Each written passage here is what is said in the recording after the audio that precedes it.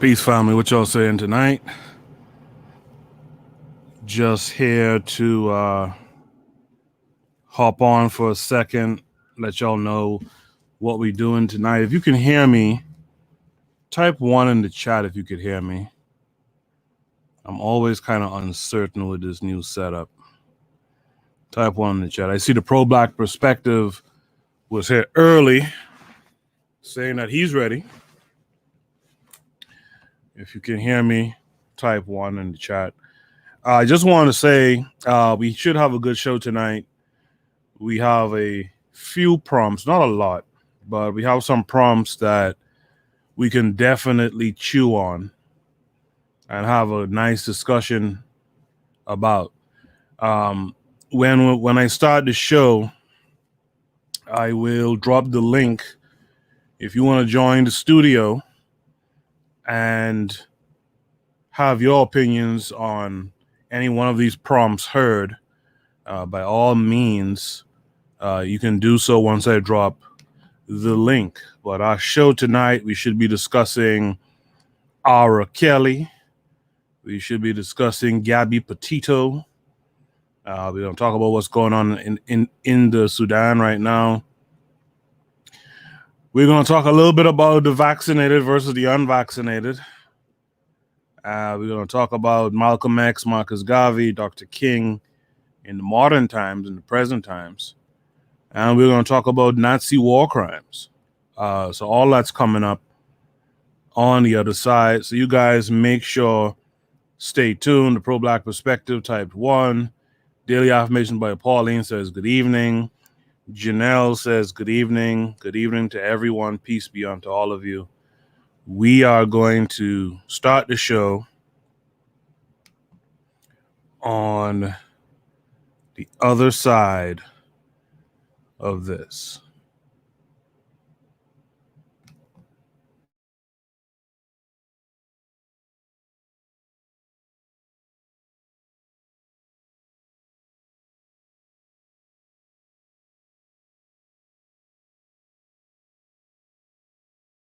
You are listening to the Bitter Medicine Podcast on KWAZ Radio.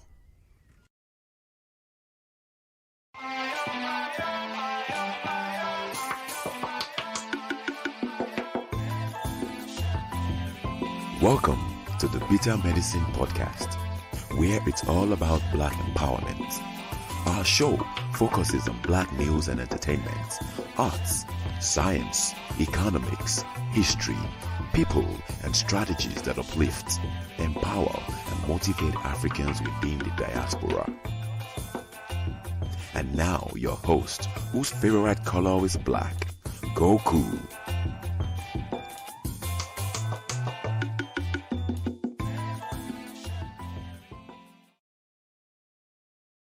Welcome back to the Bitter Medicine Podcast. I am your host, Koku. Just want to remind you guys before we get the show rolling that this show is part of a podcast network called KWAZ Radio. There are other shows on the network you are invited to tune into. This is D Webb with the Harsh Reality Podcast, asking you to tune in where we tackle the news of the day that affects our community, only on KWAZ Radio. Peace, family. This is Oni, inviting you to listen to the Pro-Black Perspective, where Black problems are addressed with Black solutions. Greetings, fam. Tune in to The Learning Curve with me, the Revolutionary Matron on KWAZ Radio. You are listening to the Bitter Medicine Podcast on KWAZ Radio. Yes, indeed. Welcome back to another Saturday night Shoot the Breeze episode. I hope you guys are well. I hope you guys are doing well. I hope you guys are ready for joining in this conversation. Apparently, these prompts are based on ideas, thoughts, events that people want more clarity on, or people will just like to discuss and flesh out a little bit. So again, thank you guys for being here, and I hope you guys enjoy the show tonight. Let me grab the first prompt.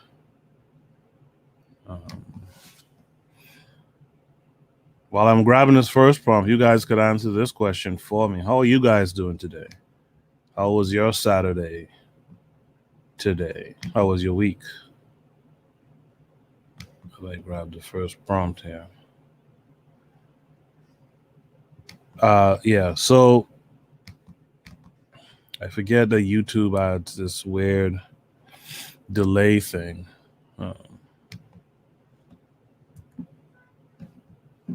So there's the first prompt, but you guys can still answer how your day and week was.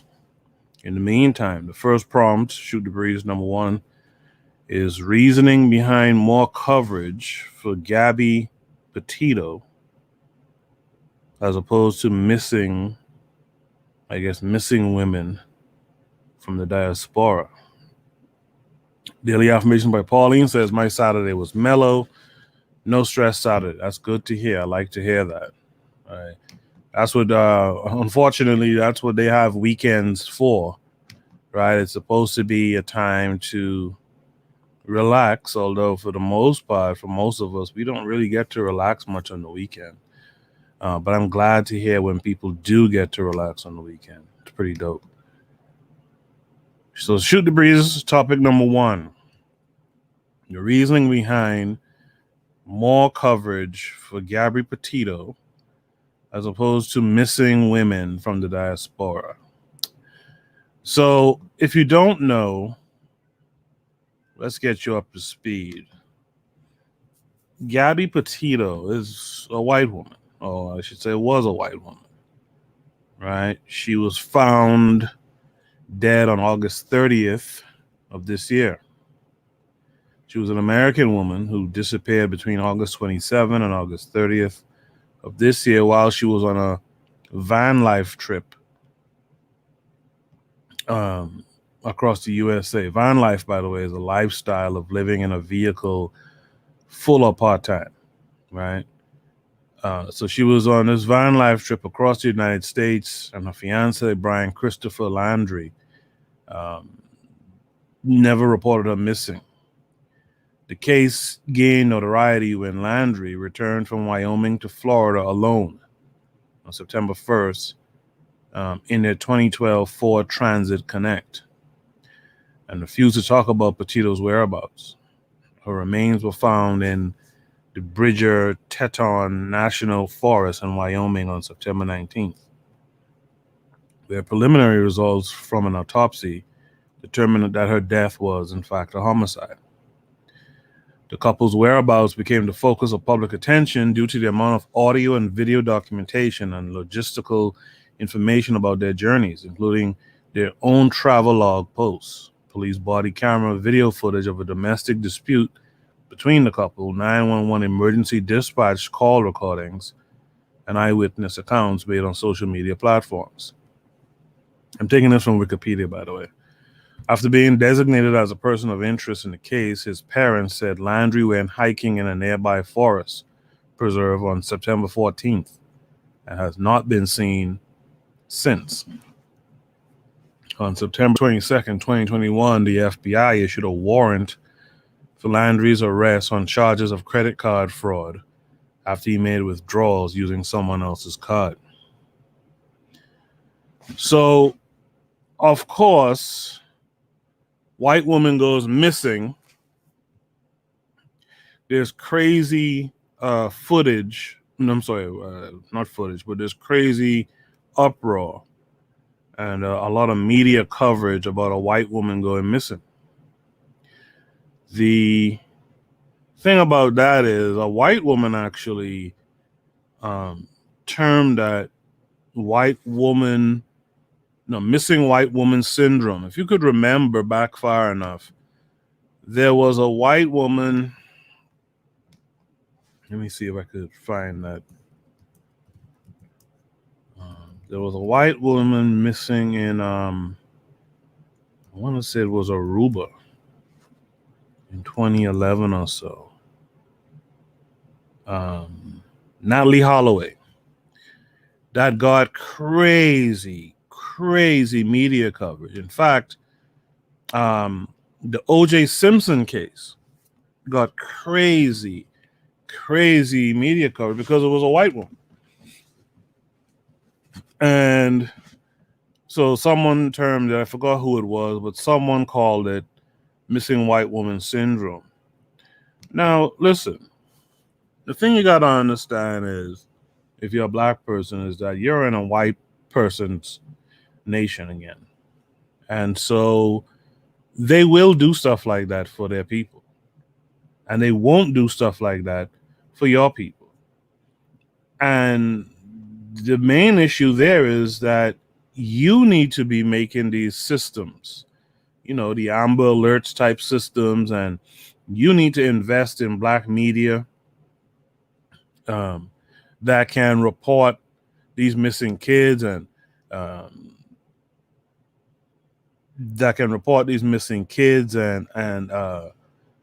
missing women, etc.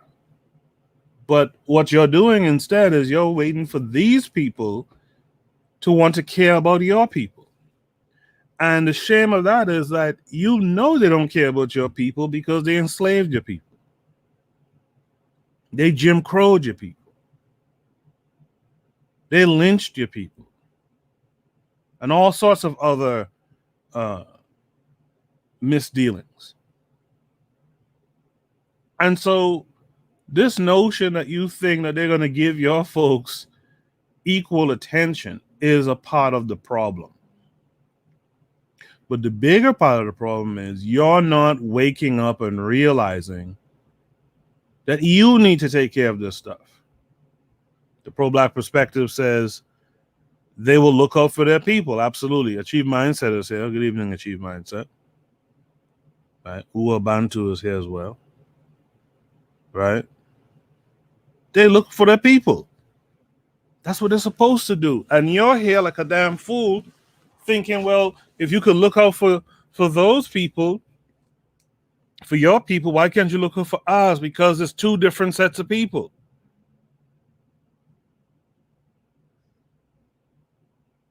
The pro-black perspective reminds you guys, if you're listening, make sure to like and subscribe, family.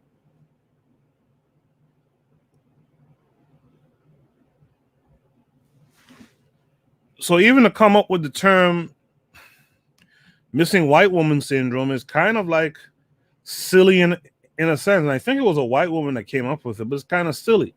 But I'll say this,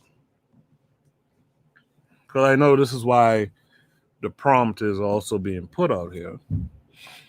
The reality of it is that when they put all that attention on these white women, the aside to that is that by not putting any attention on black women, for example, black women, black girls, etc., it means that the predatory types will then start to target black women more, because they know that it's not going to get the kind of coverage that it would get had it been a white woman. And I will tell you something too. Black folks understand that too.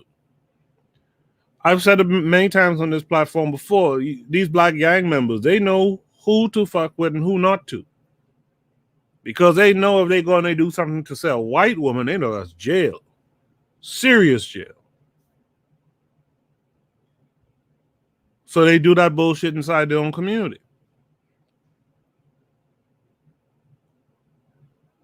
So the real thing is, number one, you shouldn't be waiting for these folks to care about your women.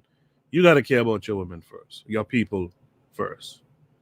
You have to create the apparatus and the networks of communication to be able to find and locate our people when they go missing. Invest in black media. You know, that's a big part of it. Invest in black media so that the media could put out the calls, could put out the information, right?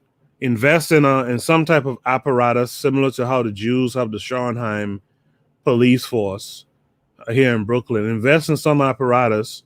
In fact, this is what these organizations are supposed to be also getting involved in as well. This is why I don't have much respect for a lot of political organizations. Right? You have to, this is what if you're organizing and you're supposedly doing all this work, this is what you're doing the work for. To keep up communications, right? Let me drop the link in the chat.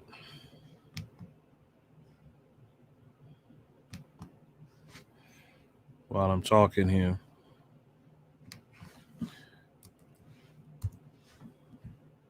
That link that I just posted is the link you click if you want to join the studio and voice your opinions to a prompt that we're discussing. Right? But yeah, you got to be doing the work. They're doing what they're supposed to do for their people. You got to be doing the work that you need to do for your people. But on a side note is when they put all that emphasis on these missing white women or these white women that have been harmed or what have you, the folks who will carry out these crimes against women will then start to focus more on black women. This is why so many black girls and stuff go missing, right? Because no one's checking. No one's doing the investigations. Truth be told, I think I remember watching a show and they said once a month has passed of a crime, of a cold case, usually you don't really find people again. Like you don't really convict people of the crime. Crimes are something that if you don't be on top of that, even like abductions, if you're not on top of that instantly, you're gonna lose that. And so that's what we need to be on. Right? We need to be on top of this stuff ourselves and stop waiting for white mama and white papa to come in and do something for us. Right? So that was the deal with that problem. Does anyone else have anything else they want to add to that problem? Is there something I might have missed in discussing it? When what was it that happened? Was it Rwanda? I think when the genocide of Rwanda happened, there was these two white figure skaters in America. One had a boyfriend or ex-boyfriend hit the knee of the other. It was Nancy Kerrigan and I forget the other chick's name. Forgot the other chick's name. But they were like these like top 1 and 2 U.S. figure skaters, and the number 2 one had the number 1 one attacked, and that was like a big deal in the news. Meanwhile, there was people getting chopped with machetes to death in Rwanda. The coverage on Rwanda was small versus what was going on. Like I said, when OJ and that Nicole Brown Simpson thing went down, the coverage on that was huge, right? If you're old enough to remember. And that's just what it is. They are going to put the African second, and you better learn how to put the African first. The Pro-Black Perspective says, I think the show was called 24 Hours or something. You got 24 hours to solve the case. Yeah, something like that. The best time to solve a case is within that first 48 hours or something like that.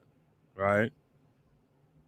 And after that, after a month, you can forget about that. A missing person after a month, that's pretty much a done deal. You know, so you have to have the apparatus to really carry out these investigations and see about your people. Right? Again, I posted the link. If anyone wants to hop on, discuss the prompt, make sure to do so now. Don't come on when I'm down on the third prompt. You want to talk about the first prompt. All right. While I'm saying this, I'm going to post the second prompt for tonight. Again, I want to thank you guys for hanging out with me on a Saturday night. It's kind of nice outside in New York, so I know folks probably got whatever they got going on. It's all good, though.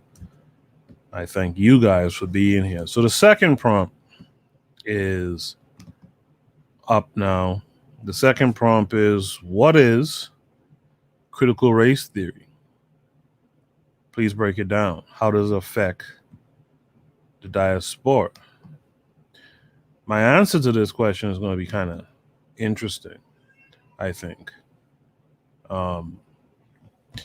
Critical race theory is, some people call it a diversity and inclusion type thing, but it's not so much that. Critical race theory is, I hear a baby somewhere crying.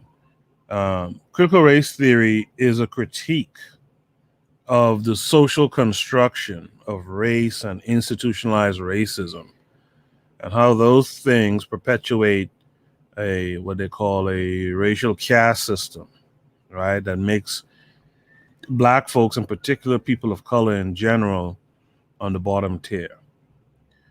Critical race theory also recognizes that race crosses with other identities like sexuality, gender identity, and other type things. Critical race theory acknowledges the legacy of slavery, segregation, second-class citizenship, etc. Critical race theory is being pushed to be taught in schools, which is wild to me, because really and truly, you know who needs critical race theory taught to them? It's black kids. You're trying to get critical race theory in these schools, in these white schools. It's just, it reminds me of the whole push to get Black History Month in school. These white folks don't want to hear that shit. And do you blame them? If I'm sitting in a school in the Caribbean, or I'm sitting in a school on the continent in Africa, do I want to hear some critical European theory in school? Do I want to sit through a month of European history in school? So again, just to sound something like Neely Fuller a little bit, unless you understand your predicament in this country, on this continent, then everything else will confuse you. Unless you understand your predicament, that you're just a group of people within another person's nation, and they don't particularly want you here. Although in many ways they can't particularly do without you being here either. You got to understand the type of limbo situation you're in, and it's a powerless one at that. In limbo, you can't get any footing. And that's your situation here in the States. You can't get any footing here.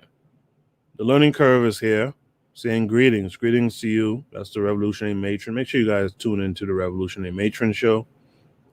Right? You're in limbo here. You can't get footing here. And so unless you understand it, then everything else will confuse you. So a lot of these talking points people are always pushing, critical race theory and this, that, and the other. You're supposed to know better to even bring the shit up. Unless you're talking about your own African-centered curriculum in perhaps African-centered schools, but at the very least in an African-centered homeschooling, then you're just wasting time out here. And one thing I especially as I'm getting older now, the one thing I can't take is people wasting time around me and talking about it.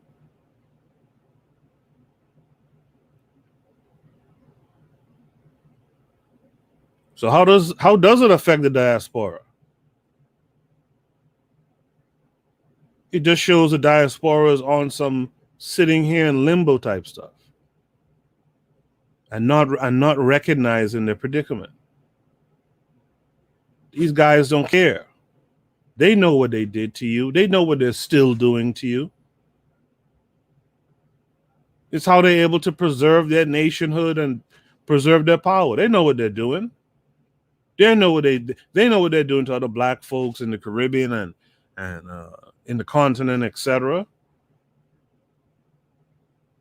So why do you expect these guys to take time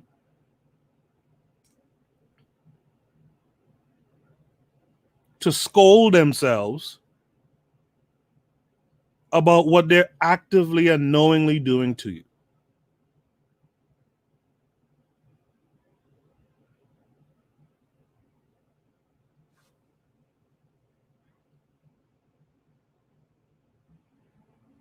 Daily Affirmations by Pauline says, so when the parents are outraged and pull their kids out, they are protesting against their kids being taught about the diaspora's history. Let me read that again. This is Daily Affirmations by Pauline. This is her comment. She says, so when the parents are outraged and pull their kids out, they are protesting against their kids being taught about the diaspora's history. No, what they're really protesting about is being told about the savagery and the atrocities that their people perpetuate. But they play the game and make it seem like, you're teaching hate. No, you're teaching about the hate that was directed towards us by them. But it's all games. And if you don't understand how these games are played, then you're just wasting time. Right? You're just wasting time. But there's something to be taken from this. Uwo I thought I said greetings to you earlier. Uwo says greetings. Greetings to you too, brother. Right? There's something to be learned from this stuff.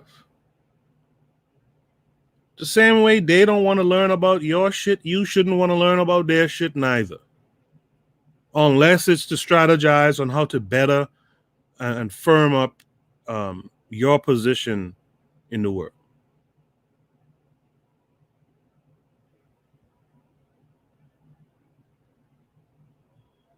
I don't want to learn about Christopher Columbus. I did enough of that back home. I'm good on that. Teach me about some folks on the continent instead.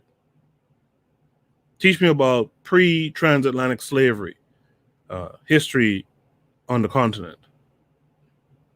Teach me about our origins, about our deities, etc. That's what y'all don't get. Y'all don't have that in y'all to say, no, listen, I'll walk out of here if you keep telling me about some goddamn Christopher Columbus.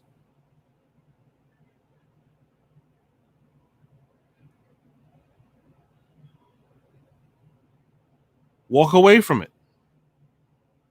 Right? I think I missed a comment earlier in the last prompt when Daily Affirmation by Pauline said an award-winning anchor got fired for speaking out against the biased coverage. Of course she got fired. Of course he or she got fired. They don't want you pointing out the bias in what they do. And that's the thing. That's the thing with these white guys that kind of blows my mind.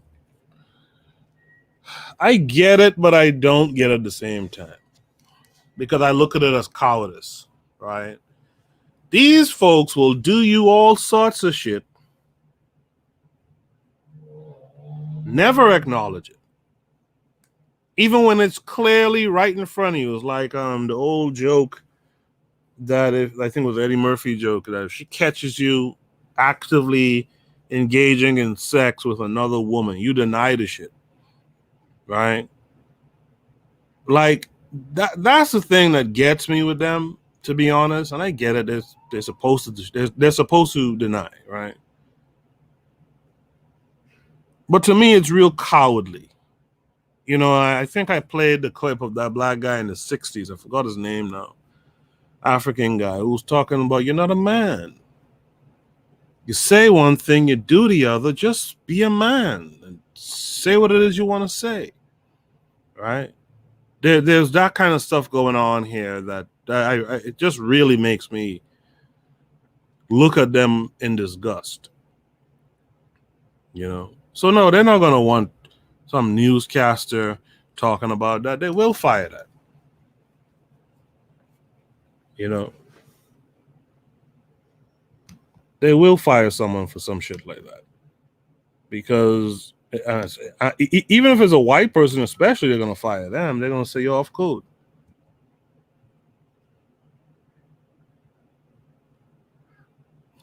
So, yeah, that's critical race theory in a nutshell. How it affects the diaspora. I mean, you know, I think I explained that in terms of you're preaching to the choir. In fact, you're preaching to the preacher. They already know what they did. They don't want to be reminded of it. You got to tell your children. That's the thing that's so wild about it. Basically, the notion of critical race theory is, hey, you white teachers in these predominantly white schools and white controlled schools, we want you to teach our children as well as yours about race, the history of racism, the effects of it, how it permeates, you know, all these different sectors of daily living. But you yourself won't do the teaching. It's pathetic. I've talked about this in the past. There used to be like a commercial that ran. I think Van Jones was one of the people. It was a list of black folks. I think it came around the time of the George Zimmerman, Trayvon Martin case. I guess they're coming for you now. Where these black folks, like celebrity types, people with high visibility, black folks with high visibility, they were talking about, well, I was 18 when I first learned of racism. I was 21. Then your parents and guardians and people around you failed you. And frankly, you failed yourself. And I'm going to talk about this a little later. You failed yourself. From the time you hit 12, 13, by 15, you were supposed to recognize that there's something off in the world. And you should have sought out the fact that this shit was called racism or white supremacy or white nationalism, however you want to put it. You failed yourself. But your parents really failed you. Your guardians failed you for not preparing you for this stuff. You know? I'm going to post the next prompt. There's not a lot of discussion in the chat tonight. That's fine. That means I'm going to finish Shoot the Breeze early tonight, if that's the case. So I'm going to post the next prompt, which is simply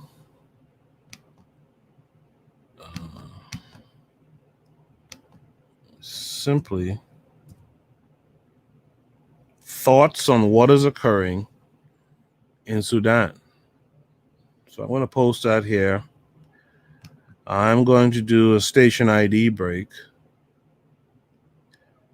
And on the other side, where am I? On the other side, we will discuss this prompt as well. You are listening to the Bitter Medicine Podcast on KWAZ Radio. This is D Webb with the Harsh Reality Podcast, asking you to tune in where we tackle the news of the day that affects our community, only on KWAZ Radio. Peace, family. This is Oni, inviting you to listen to the pro-black perspective, where black problems are addressed with black solutions. Greetings, fam. Tune in to The Learning Curve with me, the revolutionary matron on KWAZ Radio. You are listening to the Bitter Medicine Podcast on KWAZ Radio. Yes, indeed. Welcome back to the Bitter Medicine Podcast. This is our Saturday night Shoot the Breeze. We've actually done a nice number of weeks of this in a row, and I appreciate you guys for making this this segment of the show, I guess you could call it, this weekly segment of the show, pretty successful for this channel. We'll continue with the conversation that we were having. We're on the third Shoot the Breeze topic, thoughts on what is occurring in Sudan. Now, when this prompt was posted, this accompanying article was posted, and I'll read it for you guys. It said, tear gas fired at thousands rallying for civilian rule in Sudan. Security forces fired tear gas to break up a demonstration in the capital attended by an estimated 20,000 people. Sudanese security forces have fired tear gas to break up a demonstration in the capital, Khartoum, held in support of a civilian-led transition to democracy. An attempted coup last week, which officials blamed on soldiers loyal to the previous government of Omar al-Bashir, laid bare divisions between military and civilian groups sharing power during a transition that is meant to run to 2023 and lead to elections. An estimated 20,000 people, many of whom came by train from Atbara and Madani, gathered in the capital on Thursday. A crowd of thousands celebrated the arrival of the Madani train, climbing on top, waving national flags and chanting, quote, "The army is Sudan's army, not Burhan's army," end of quote. A reference to General Abdel Fattah al-Burhan, the leader of Sudan's military and its governing sovereign council. Here's a quote: "We came today to block any coup and achieve civilian rule," said Iman Salah, a 22-year-old university student.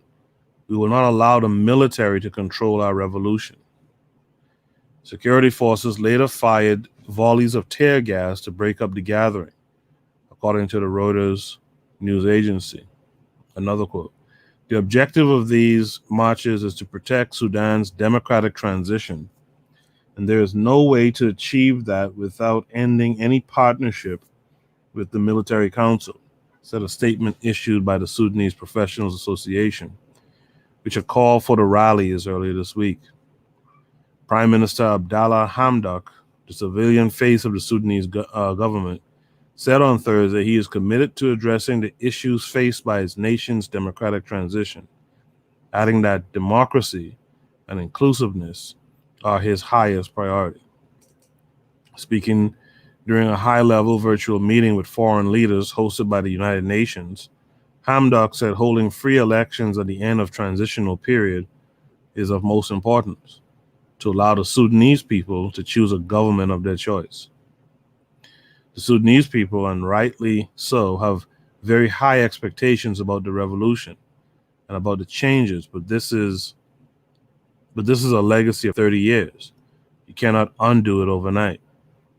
After last week's coup attempt, civilian officials accused military leaders of overstepping their boundaries, while generals criticized civilian management of the economy and political process, saying that their forces were neglected and disrespected. The military removed al-Bashir in April 2019 after months of protests triggered by an economic crisis. It then signed a power-sharing deal with the Civilian Forces of Freedom and Change, the FCC coalition. The FCC supported Thursday's demonstrations, which converged on the central Khartoum headquarters of a task force working to dismantle the Bashir administration. Is it there any surprise that there are problems in the Sudan? Let me go back to the studio.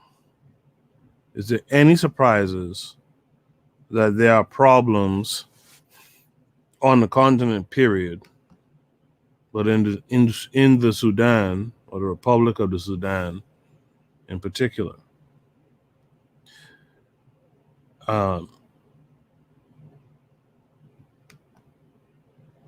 So The problem with the Sudan historically has been that North-South civil war stuff. And a big problem with the Sudan, to be honest, is that a lot of the Africans there are Islamicized. And let's face it, when you have the colonizer's religion embedded in your society, this foreign religion, you could expect there to be turmoil. If you remember, over the years, the Sudan has had, remember Darfur? Darfur was a big problem. They've had problems over the years with protesters. They've had problems with people being tortured. They had problems with harassment, people being prosecuted maliciously, people being gone after. They have had media restrictions. They always have this sexual violence issue. They've had freedom of religion, again, because of that Islamic nonsense. And they always have these refugees and these migrants out of Sudan who go to places like Libya and stuff like that and become slaves, right?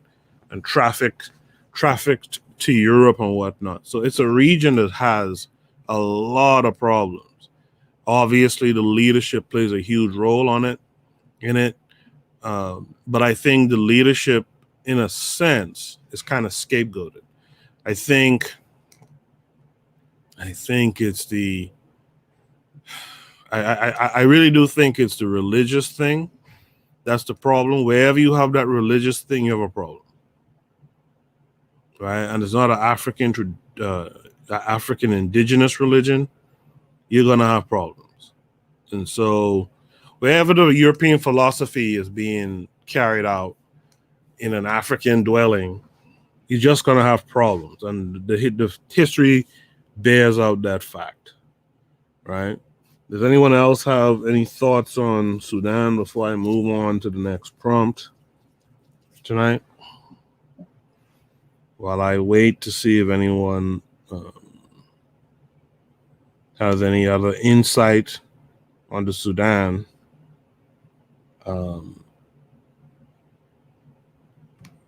I'll grab the next prompt and post that.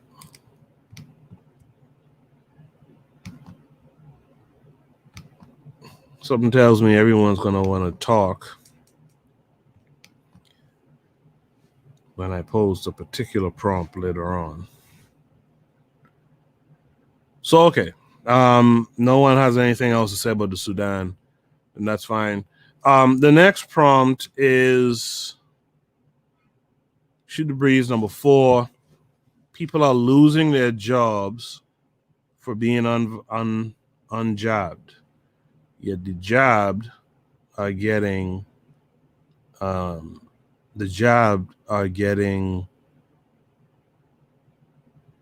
COVID. What are your thoughts? Daily Affirmation by Pauline asks, is anyone in the Discord? I'm not on the Discord right now. If anyone wants to join, I'm using a different, for Saturday Night Shoot the Breeze, last week and this week, I've been using a different software. And if you want to jump on, have your voice heard, the link that I've been posting, that StreamYard link, that's the link you would click to join the studio on this platform. And you could join the Shoot the Breeze conversation. KW Don 7 is here. Y'all say what's up to KW Don 7. For prompt number 3, KW Don 7 says Sudan is an Arabized, multiracial state. You charge it to the game at this point. Yeah, that particularly that Arab thing is the as well as it's an Islamicized state and Arabized, but yeah, particularly that religion and that set of people who are, at the end of the day, they're for their people. So they ain't checking for the Africans, even the ones who follow their goofy religion. Right? And again, the problem and the reason why black folks globally are in a bad predicament and have been in this bad predicament for a while is because we spend too much time being cool with everyone else taking leadership of our affairs.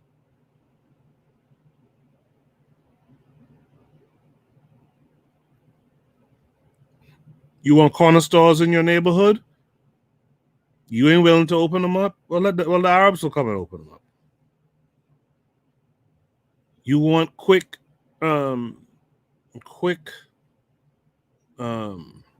fast food or whatever in your neighborhood? Well, the Chinese and them will come and they'll sell it, right? Because of some instances of self-hate and all that stuff, even if a black guy comes and opens up a restaurant, you won't go to his restaurant to get your quick fix or for food or whatever. You won't seek out and go to the black corner store. You're cool with the Arab and them. The Arab them have been doing this thing because we read about the Arabs and them in like Carlos A. Cooks and those in their writings, right? That's how long these guys have been in the black neighborhood, by the way. This is not a new phenomenon, right? So you'll gladly let everyone else take the reins, not recognizing that people look out for themselves and their people. People look out for themselves. So when these other groups come into the mix, they're coming in the mix looking out for themselves. They're going to prey on you and really build up themselves. But we're too cool with just letting anyone else take the reins.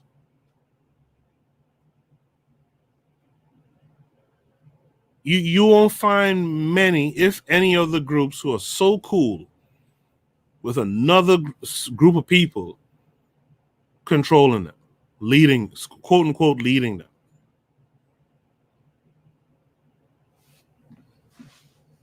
Ua Bantuam says, my thoughts are the conflict is openly being reported as secular cultural revolution versus Islamic rule.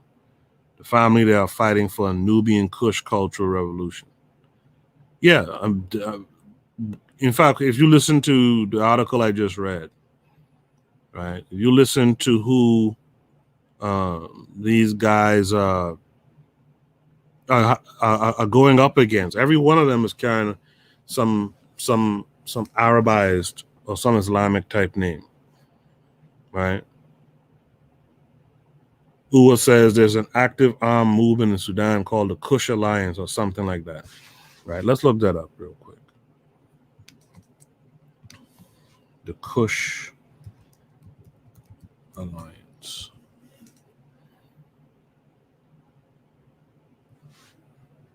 So apparently there's 3 Sudanese armed movements that form Kush Alliance. So I'm going to read this 2019 article. By the way, I think I saw Machiavelli was in the room saying peace and 2 fingers. Oh, hope it's not 2 middle fingers.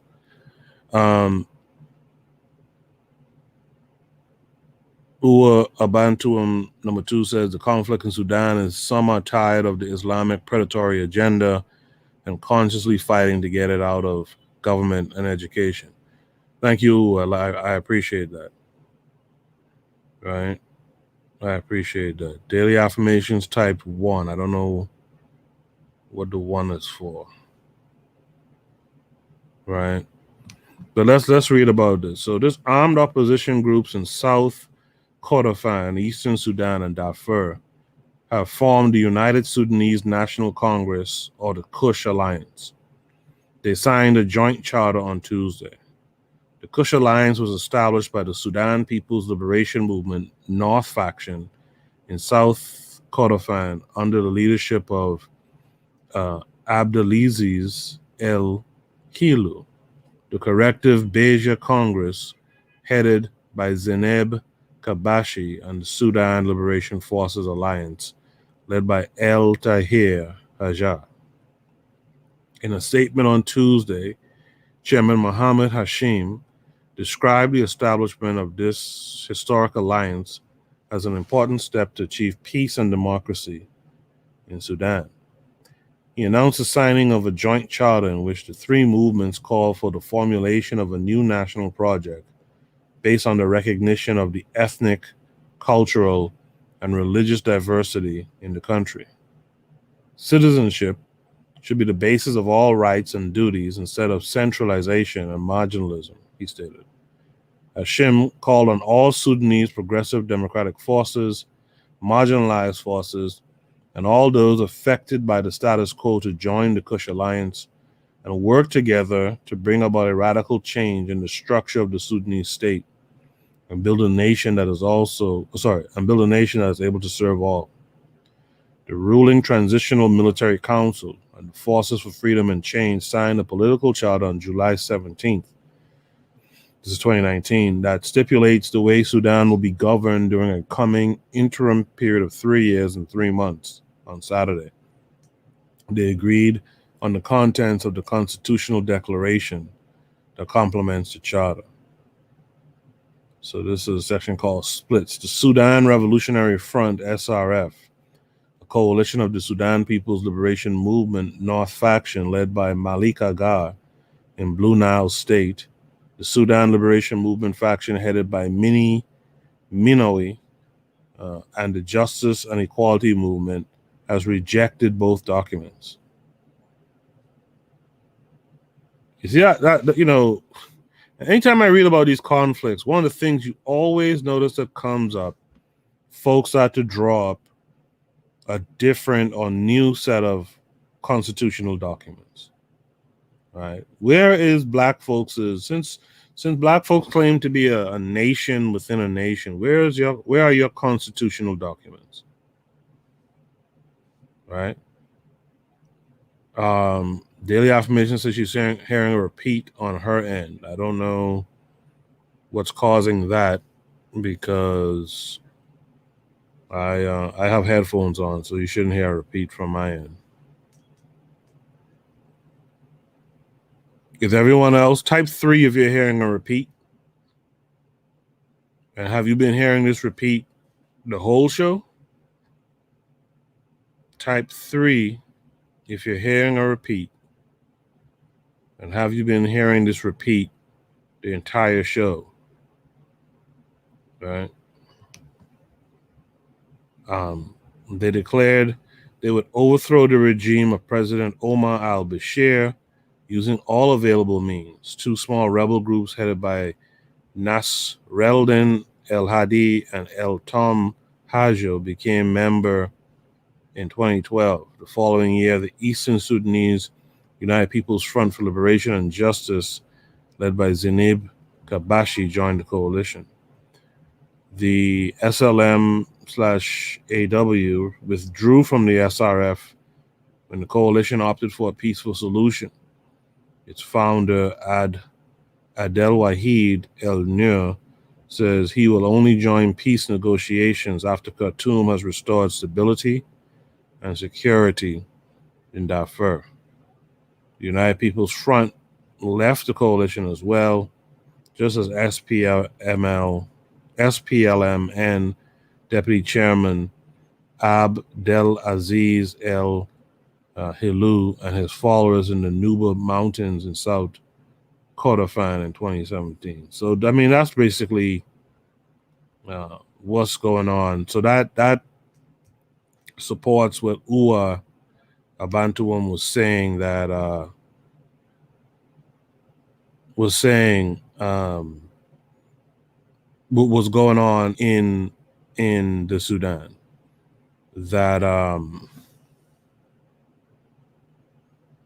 That folks are trying to get these Islamic folks up off of them, out of government, out of education, and apparently it's this Kushite, this alliance of Kush or Kush alliance. That's the rebels going up against them. So that makes sense. This was a story I wasn't quite familiar with, and so it kind of shed some light on what's going on in this area. But the point being, and the pro-black perspective says it right here as well, that Islam, he says, I think Islam is always going to have conflicts. That's just what it is. Oh, and by the way, the Uish are always going to have conflicts too. It's kind of central to religion. What does Oni Tase call it? It's a worship. It's not a worship, it's a worship. When you read the Old Testament, right? When you read the Old Testament and stuff, it's my ice maker making noise, right? Most of that shit is about skirmishes back and forth.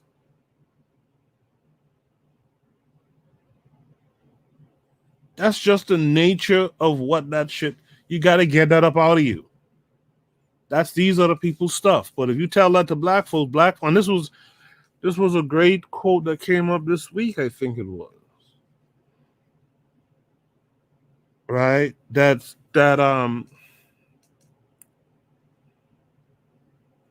Someone on Twitter made the point that if you guys follow me on Instagram at bittermeds, BITTERMEDZ, you'll see the post that, let me see if I can pull it up now as a matter of fact.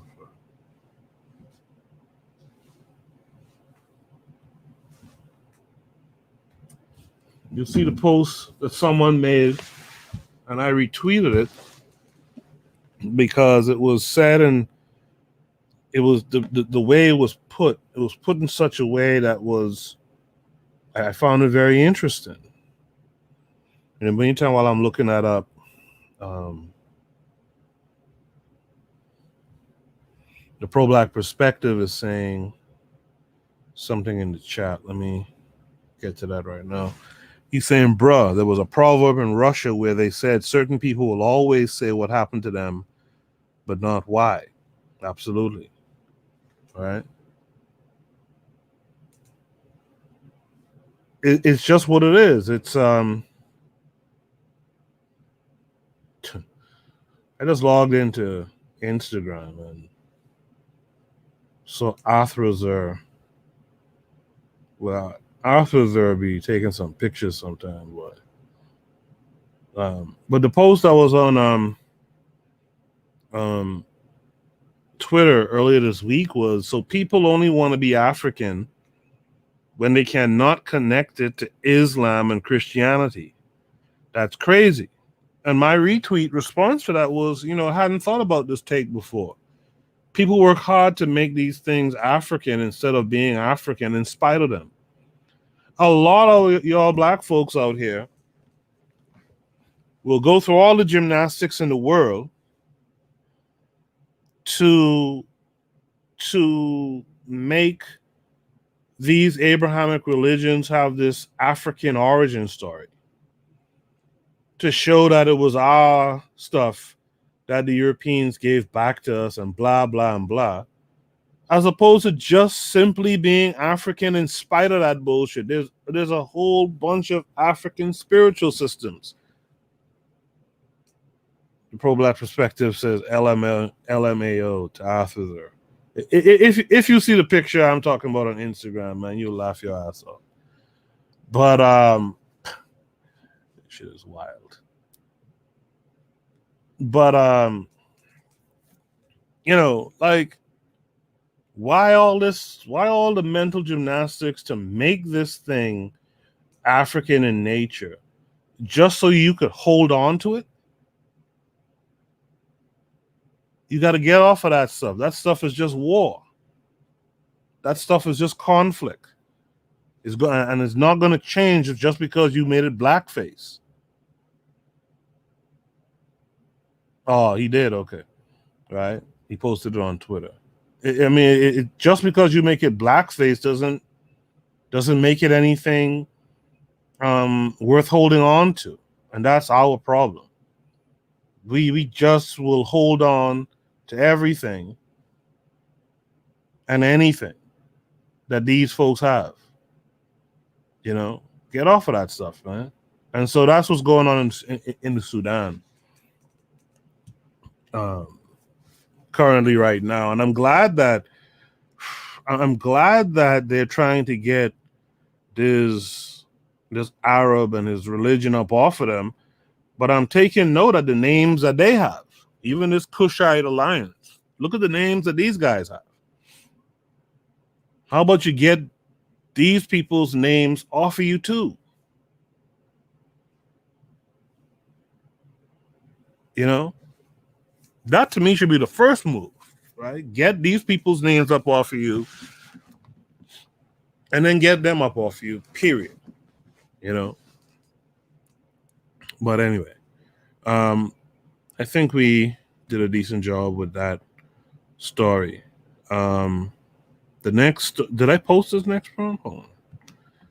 Let me see. Oh yeah. So the next prompt is,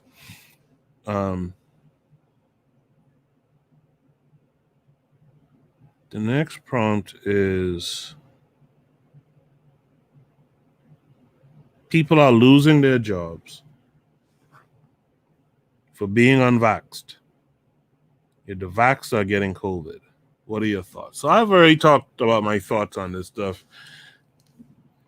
The reality of it is the quote unquote vaccination that they're receiving doesn't confer any immunity. But folks are so silly that they think that this vax is conferring immunity. And so they're not doing the things they're supposed to do. No social distancing, no wearing masks, no washing of hands, et cetera, et cetera.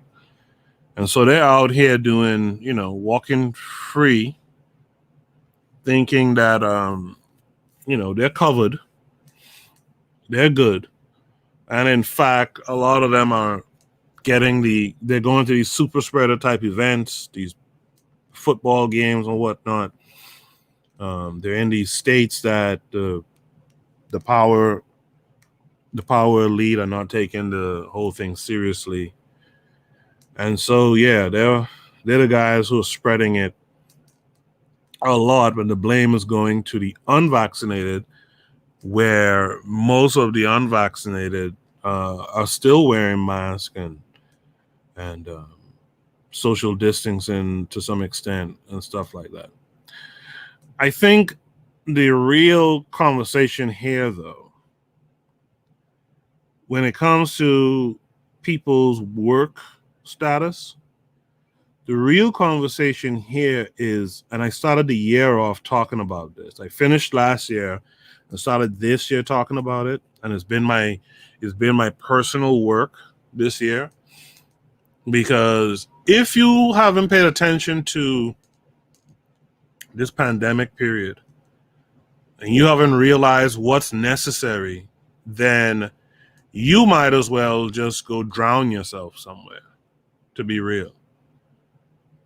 If you're not working on your abundance to be able to, if you're not working on your abundance for you to have that FU money, so that what these folks are doing, you can basically shield yourself from it for the most part. If you haven't done it, is one thing, but if you're not currently working on it, that's a whole other thing, and that's your fault. This is why I don't have a problem with black folks trying to get and maintain capital.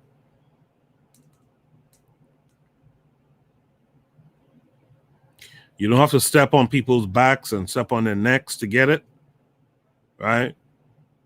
You can be completely quote unquote moral about how you build your abundance, but we need to have, let me stop saying you, we need to have That FU money that says, you have to get the job or else you lose the employment, then F y'all then. If you don't feel to get the job, you're supposed to be able to say, well, F y'all then. I'm good. I'm good. A friend of mine's recently who was against the job. A friend of mine who was recently against the job had to break down and get the job because for him to be able to work, feed himself, clothe himself, etc., right? He had to go and get it, or else how would he survive? And that's a situation I hope our folks are paying attention to. Have a way to provide a way, right? Now, what's so messed up? What's so messed up that a lot of people won't tell you, Moise Watkins and them won't tell you this. They'll tell you to have that few money part. But the problem about being a population inside of these other folks' nation is that in some form or fashion, you still kind of rely on, even if you're making your own money, you still kind of rely on these people still. And so the best thing you could do is to stack your paper and get to a place where they can't control your money. They can't control your lifestyle. Like the pro-black perspective just says, he who feeds you controls you. And we are animals. We are led by our stomachs. We are led by our stomachs. If your job makes it... Now, what's crazy to me, right? If your job makes it where you have to go and get this job and you don't have the money to support yourself outside of this job, you're going to get that job.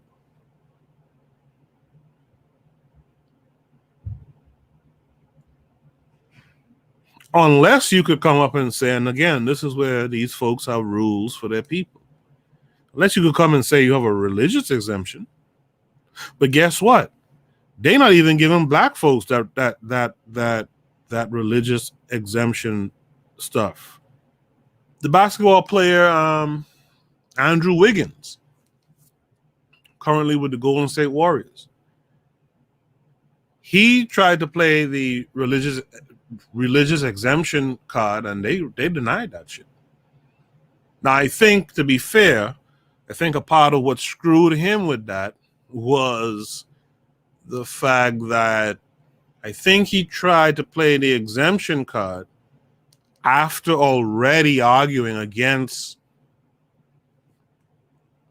not wanting to take the job.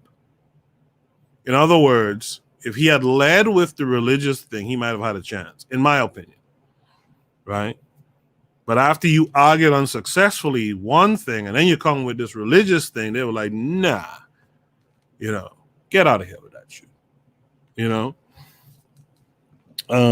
Daily Affirmations by Pauline said, a friend called me today and told me her significant other works somewhere for 30 years. And if he doesn't get a vax by December, he will lose his job. Yeah, this is also why you got to be about nationhood. When in Rome, you have to do as the Romans tell you to do. That's the part they don't say. They say do as the Romans do. No, you have to do what the Romans tell you to do. And to be clear, if you go to the continent, you have to do what the continental Africans tell you to do too as well.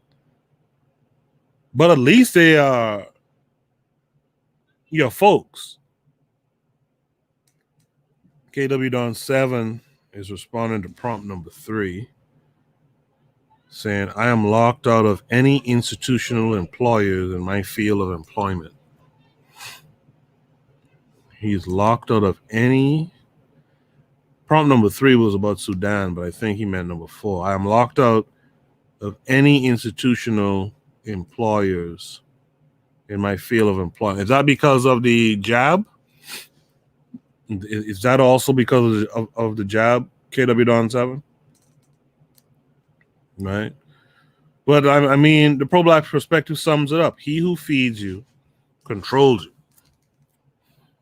That's just the bottom line. You know, so what I want to instead focus on is abundance. Work on your abundance, man. Let's work on abundance. I ended the year last year talking about it. I started the year this year talking about it. I've personally been working on it. I hope you have been too. You know, don't let teachable moments pass and you didn't learn nothing. This is another problem our people have. We let these moments we let these moments come and hit us and spank us, but we don't learn nothing from it. These other folks learn from that stuff and they say never again.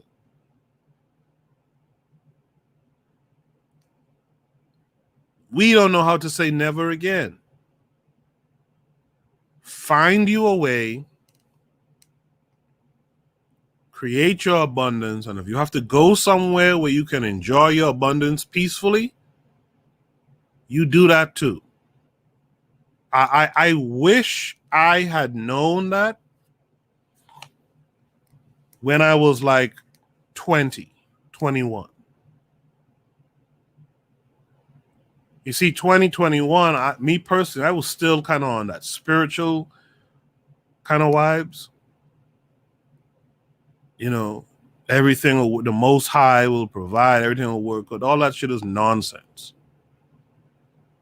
And it's a shame that it took me a while to recognize it.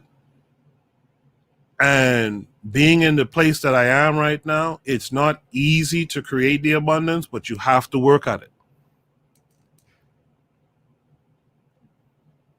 A lot of us won't be able to build abundance till we're 50 years old, 50 plus years old.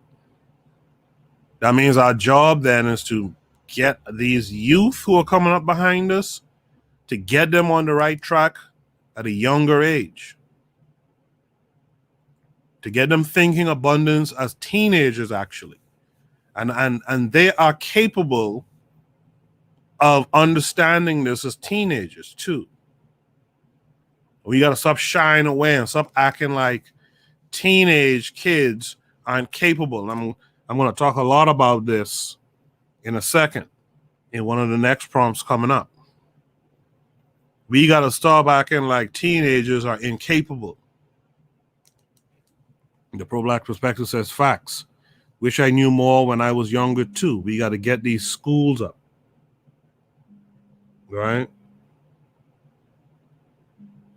So we have to get these schools up. It's the schools that are going to get the kid, the small pre-K kid, prepared for the primary education years. Right? The primary education years are going to get them prepared for secondary education and secondary for tertiary and tertiary for life. You got to start getting this information to these kids young and get them into the right mindset.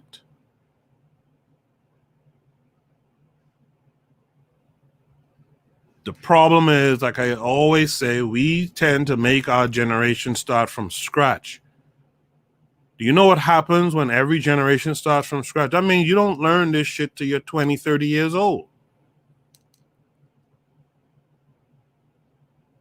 You don't start to piece together the lessons that you might have picked up here and there over the years when you were teenagers and early 20s and what have you, until you're mid-aged. And let's face it, by the time once you start to get mid-aged and stuff like that, your zeal, right? The way you attack ideas and stuff like that starts to diminish. Your desire, your hunger to acquire the knowledge and to apply it starts to go downwards. And another thing too, a lot of people don't talk about is your money-making window. There is a money-making window that starts to close once you turn a certain age. it starts to get smaller and smaller.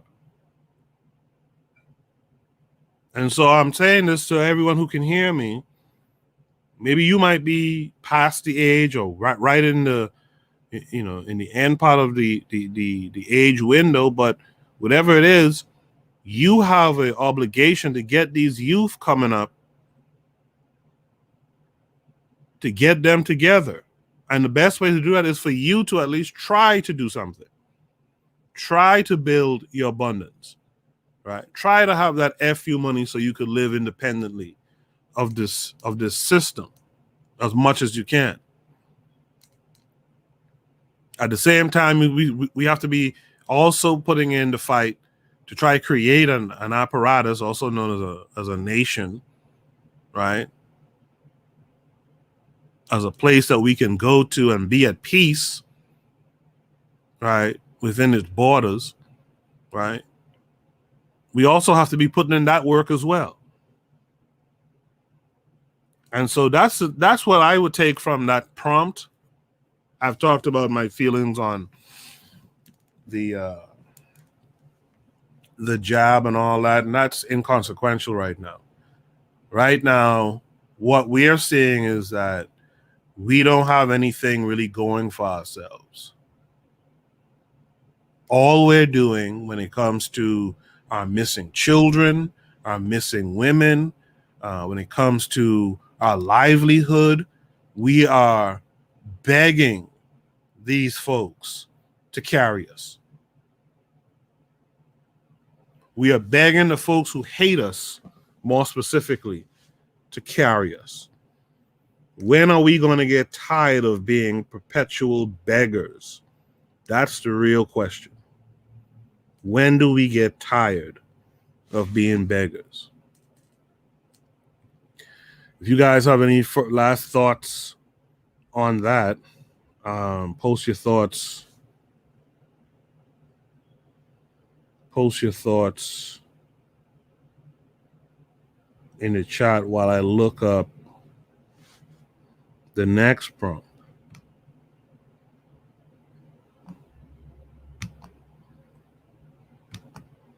The next prompt is about Malcolm X, Marcus Garvey, and MLK. How do you think? So I'm going to throw this to you guys first before I talk about it. How do you think their messages would be received today? Malcolm is misspelled there, by the way. But how do you believe Malcolm X, Marcus Garvey, and Dr. King's messages would be received with young people today? While you guys post your thoughts, let me go and do a station ID break. I'll be back on the other side of this thing.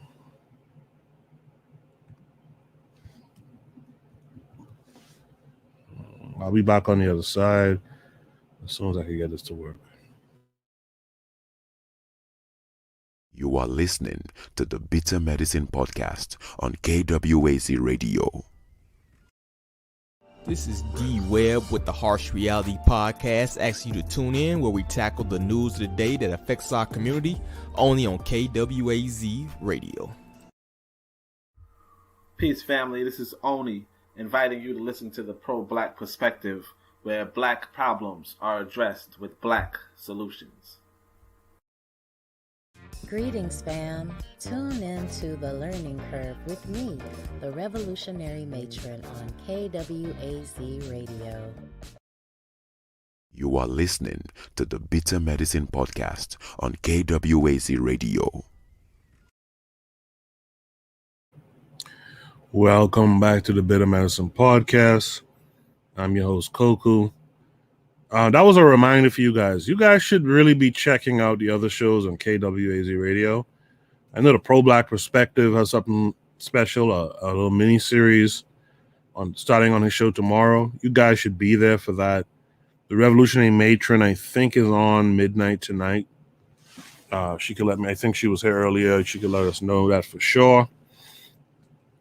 And the Harsh Reality Podcast just dropped a new episode, a new Harsh Reality Podcast presents is an interview, a part 2 interview with Rhonda Mary, a black woman, a beautiful black woman, Second Amendment advocate. You guys should definitely check that out.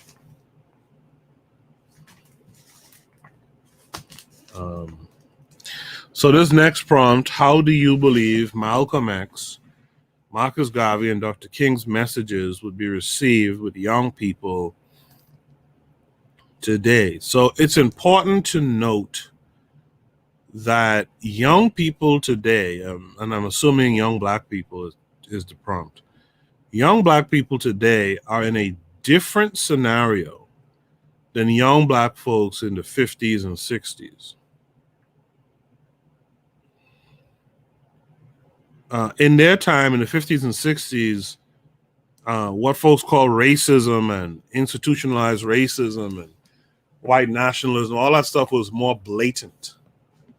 Remember, for example, when you see those pictures of King and them getting hosed down with water hoses and bitten by canines and all that stuff, that's the fire department doing that. You understand? So this stuff was out there. These guys literally couldn't drink at certain fountains, right? Had to go through the back door. The back door of buildings, by the way. This guy who was winning championships for the Boston Celtics. What's my man name? The center. He's still alive too. He was winning championships. I think they won 8 in a row or something like that. He was winning, and I think he won 11 in his career. He was winning championships. He was the best, one of the biggest stars. He was probably the biggest star in the NBA at the time. One of the best sports athletes around. Bill Russell. Thank you, Mchaka. Mchaka said Bill Tussle. Bill Russell, right? This guy had to stay in separate quarters from the rest of the white teammates and had to go through the back door and eat dinner like in the kitchen while these fuckers was in the dining room, having a ball, right?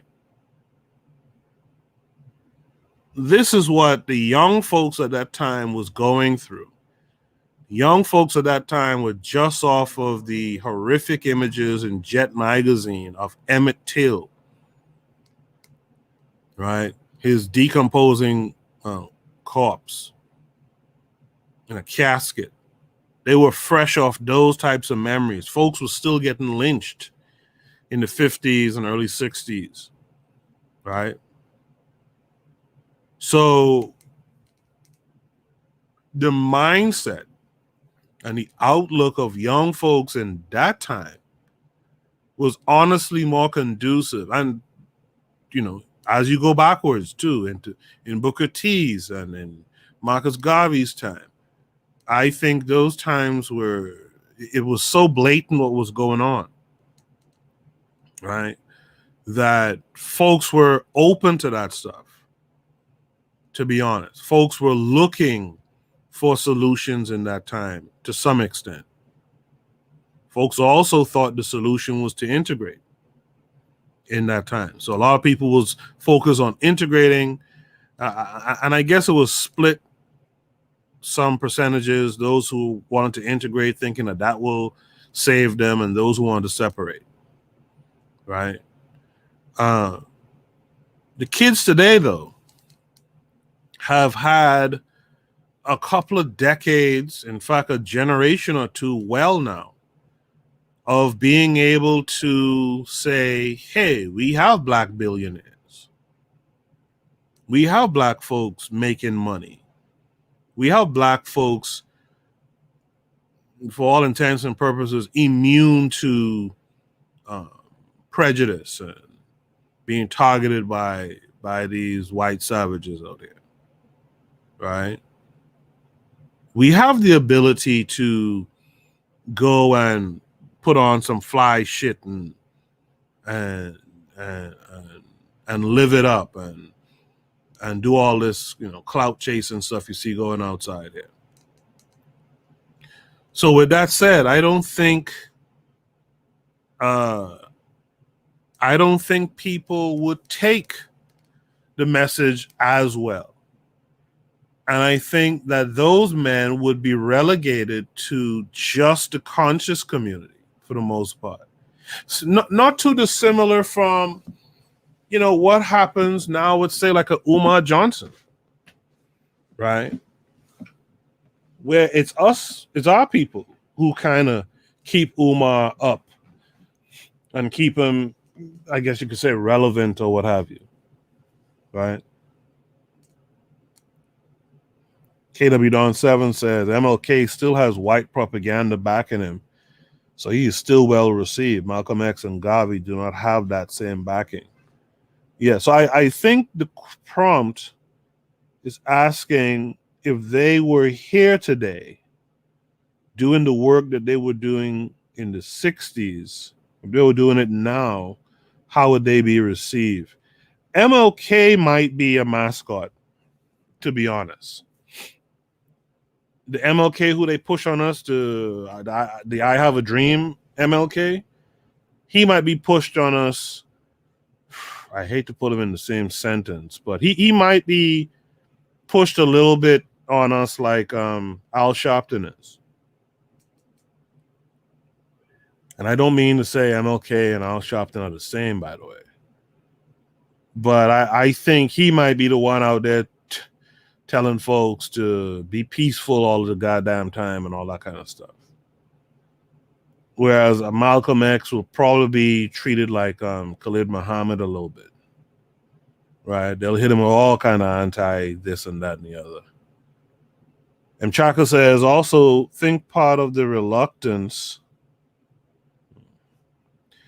to go along with these messages back then was that it didn't matter what social standing you had, you were still treated badly, from Bill to Ali. Yeah, I agree with that, Chaka, 100%.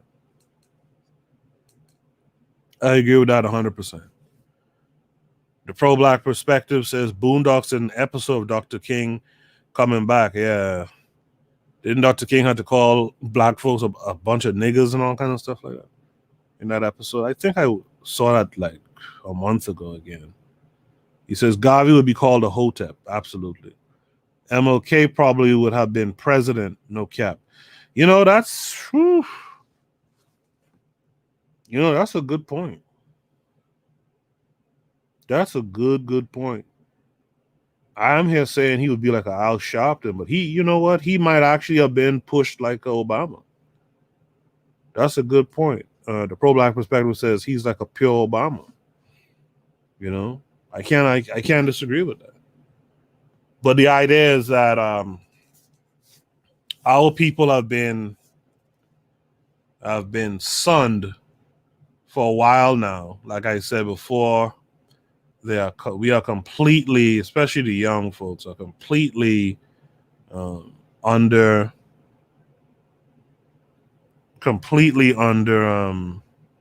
this white mommy and daddy type thing, where they leave everything, all the science, all the philosophy, commerce, economic systems. They leave all that to other people to do, right? So these guys like a MLK who telling you to be peaceful and nonviolent, I think the pro-black perspective might be onto something. He would probably be considered good president material. Garvey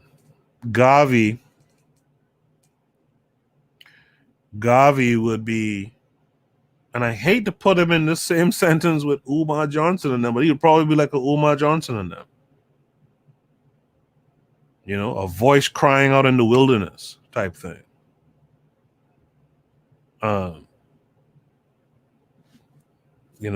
It's weird. Who else did I miss? Garvey, MLK, Malcolm X. Malcolm X would have probably been like Khalid Muhammad in a sense. They would have probably had him hemmed up on all kind of anti-Jewish and anti-this, that, and the other, and they probably would have killed him in one way or the other.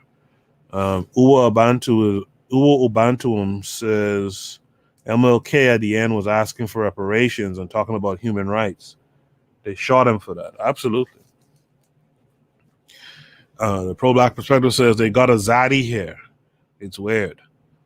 KW Don 7 says, I heard RFK was considering to ask MLK to be his running mate prior to his assassination. Well, I never heard that before. Right?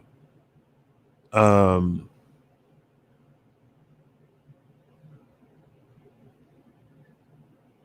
pro-black perspective says, for real, though, it looks like if they came back, same thing would happen. Absolutely.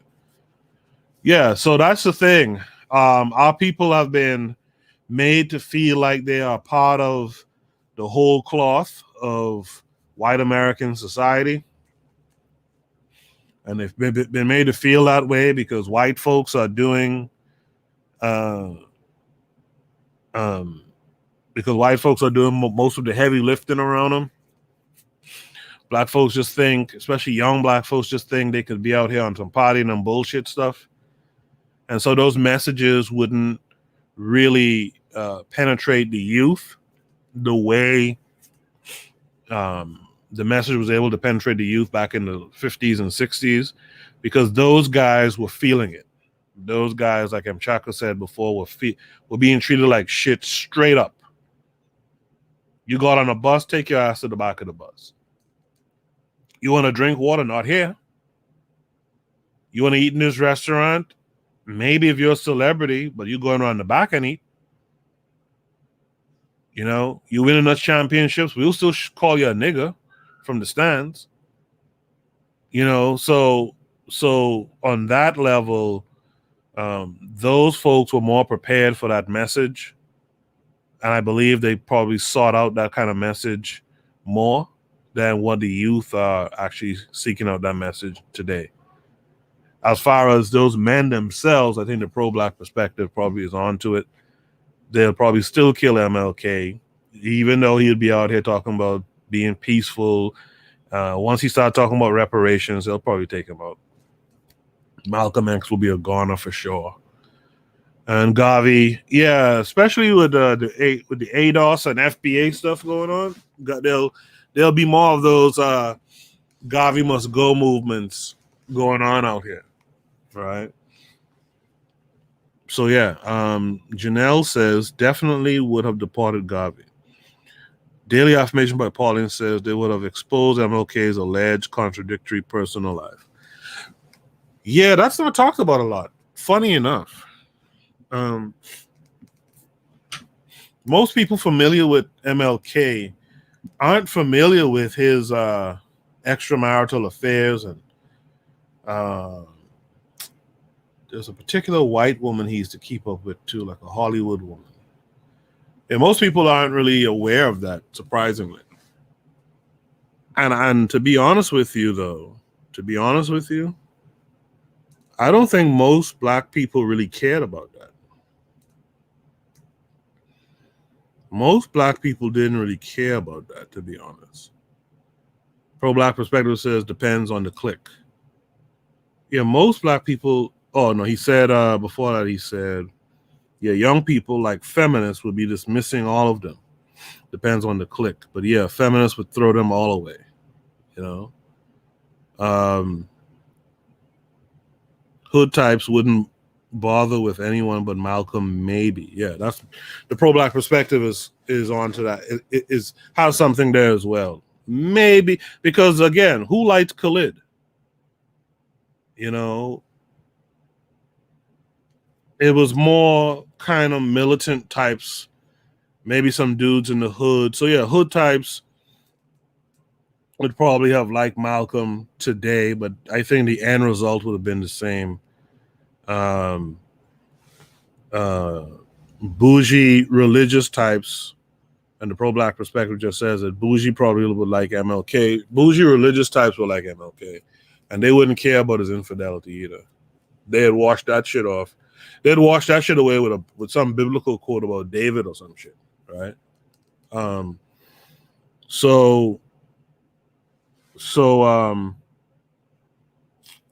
the pro-black perspective says Malcolm was too religious to some people. Malcolm was too other religion to a lot of black folks. That's why a lot of black folks didn't really like him. Most black folks are Christian. Let's just be real about it. And him being Muslim is why a lot of black folks wouldn't like him. Right? He's Muslim, and people associate Muslim with militant and benevolence with Christianity and all that kind of stuff. So that's why a lot of people wouldn't like Malcolm. Not just because he's quote unquote too religious, but he's of that Islam stuff, you know. But you guys post any more comments you might have. I've posted this before. The link if you want to join.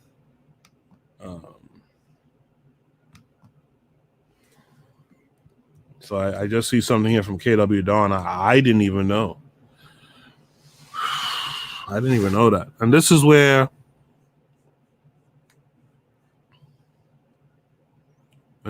like I don't put faith at all into these sports people. I like sports, but I don't put faith into a lot of these dudes because there's a tendency for them to be on some other bullshit. KW Don 7 just said, Bill Russell went through all that BS only to marry, I guess, 2 white women.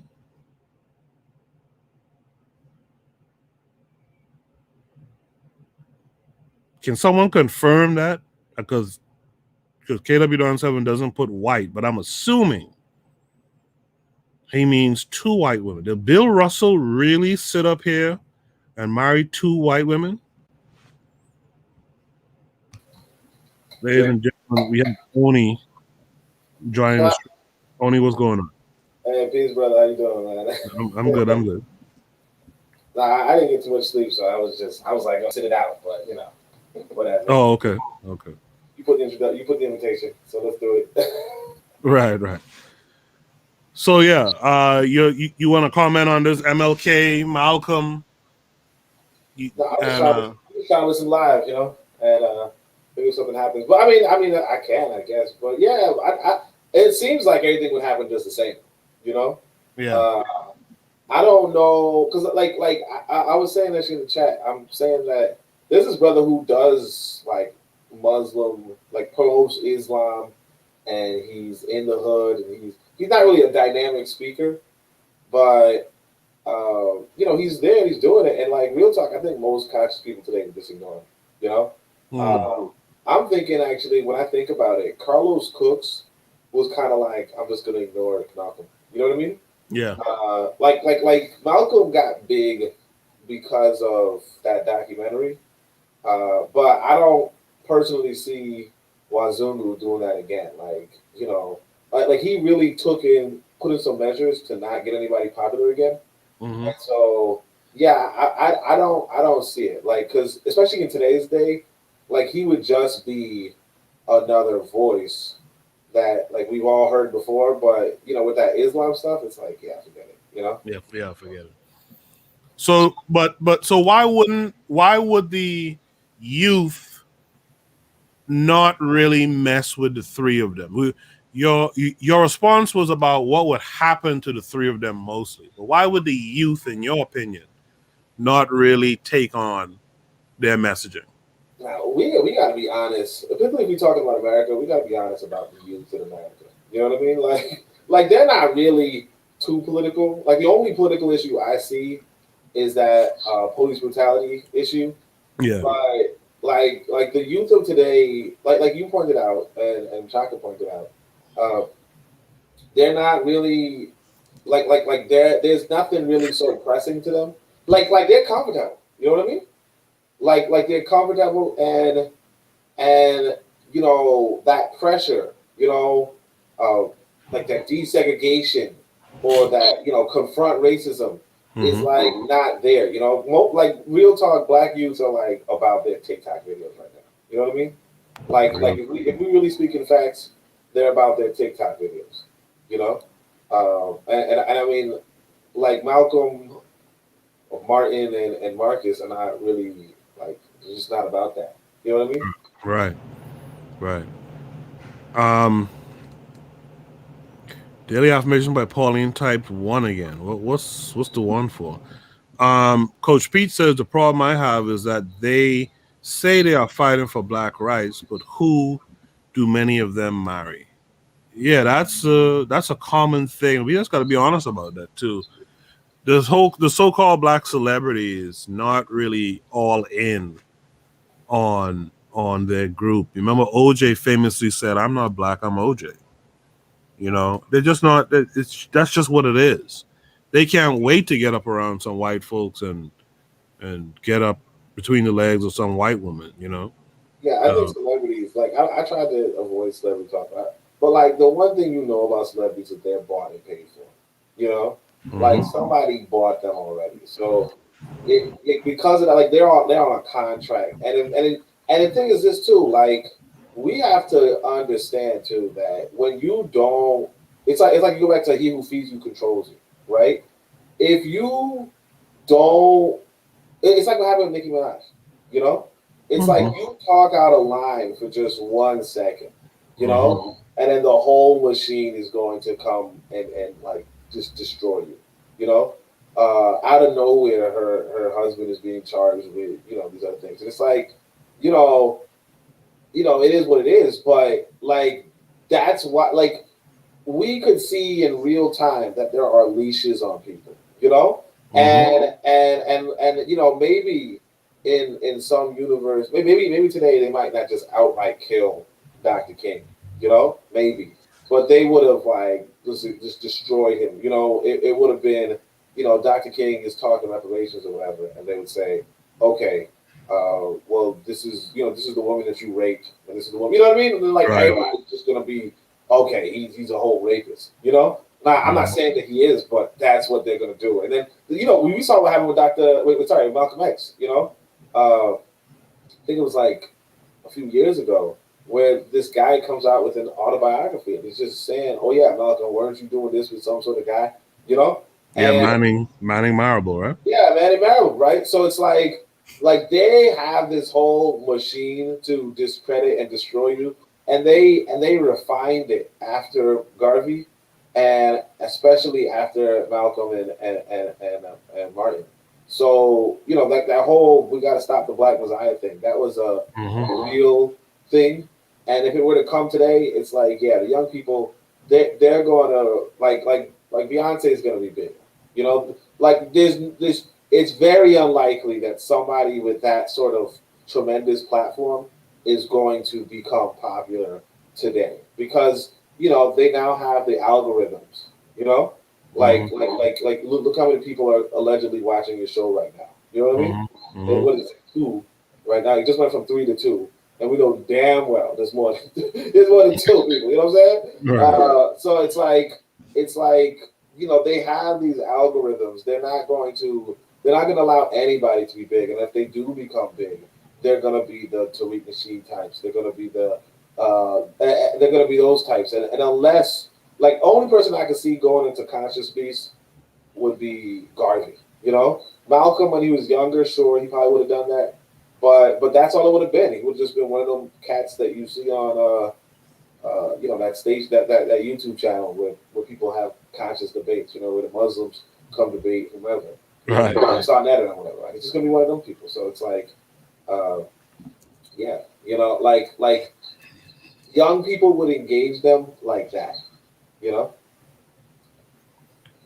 You guys who are in the chat room, can you guys hear us clearly? I saw Daily Affirmation type 1. Are you guys hearing echoes, or is it clear? Can you guys hear us clearly? I saw Daily Affirmation type 1. Yeah. So I'll go to the next prompt. This next prompt I came up with because I found it interesting, and it's something Black folks need to pay attention to, I think. So I'll post the next prompt. You guys in the chat, if you have any more comments on that last prompt number 5, post your comments now so that I can read them before we get too deep into prompt number 6. So this prompt is Nazi war crimes suspect caught after fleeing trial. I don't know if you guys saw this or not, but a 96-year-old German woman was caught hours after failing to turn up for her trial on charges of aiding and abetting mass murder in a Nazi concentration camp during World War II. And there's a video. Let me see if I could play it so y'all could hear it.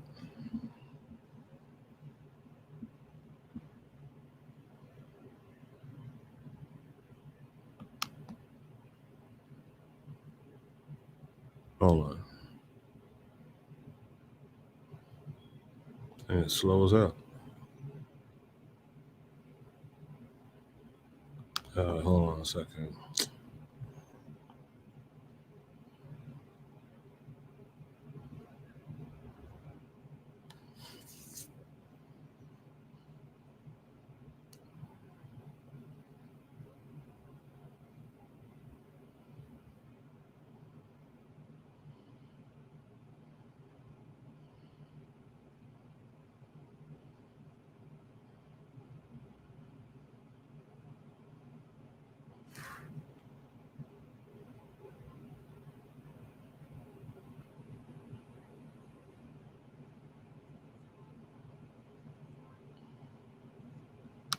Wait, can you guys hear this? It just dawned on me. I should ask the question. Can you guys hear that excerpt I was just playing? Only, could you hear that? I can't hear anything. Oh, you couldn't hear anything? Oh shit, my bad. Sorry about that.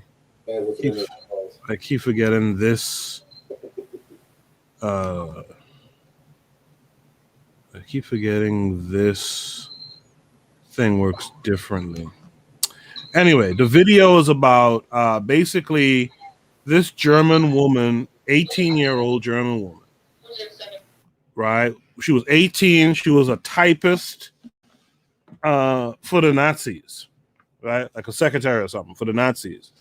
They said that, they basically brought her up on charges. She's 96 years old now.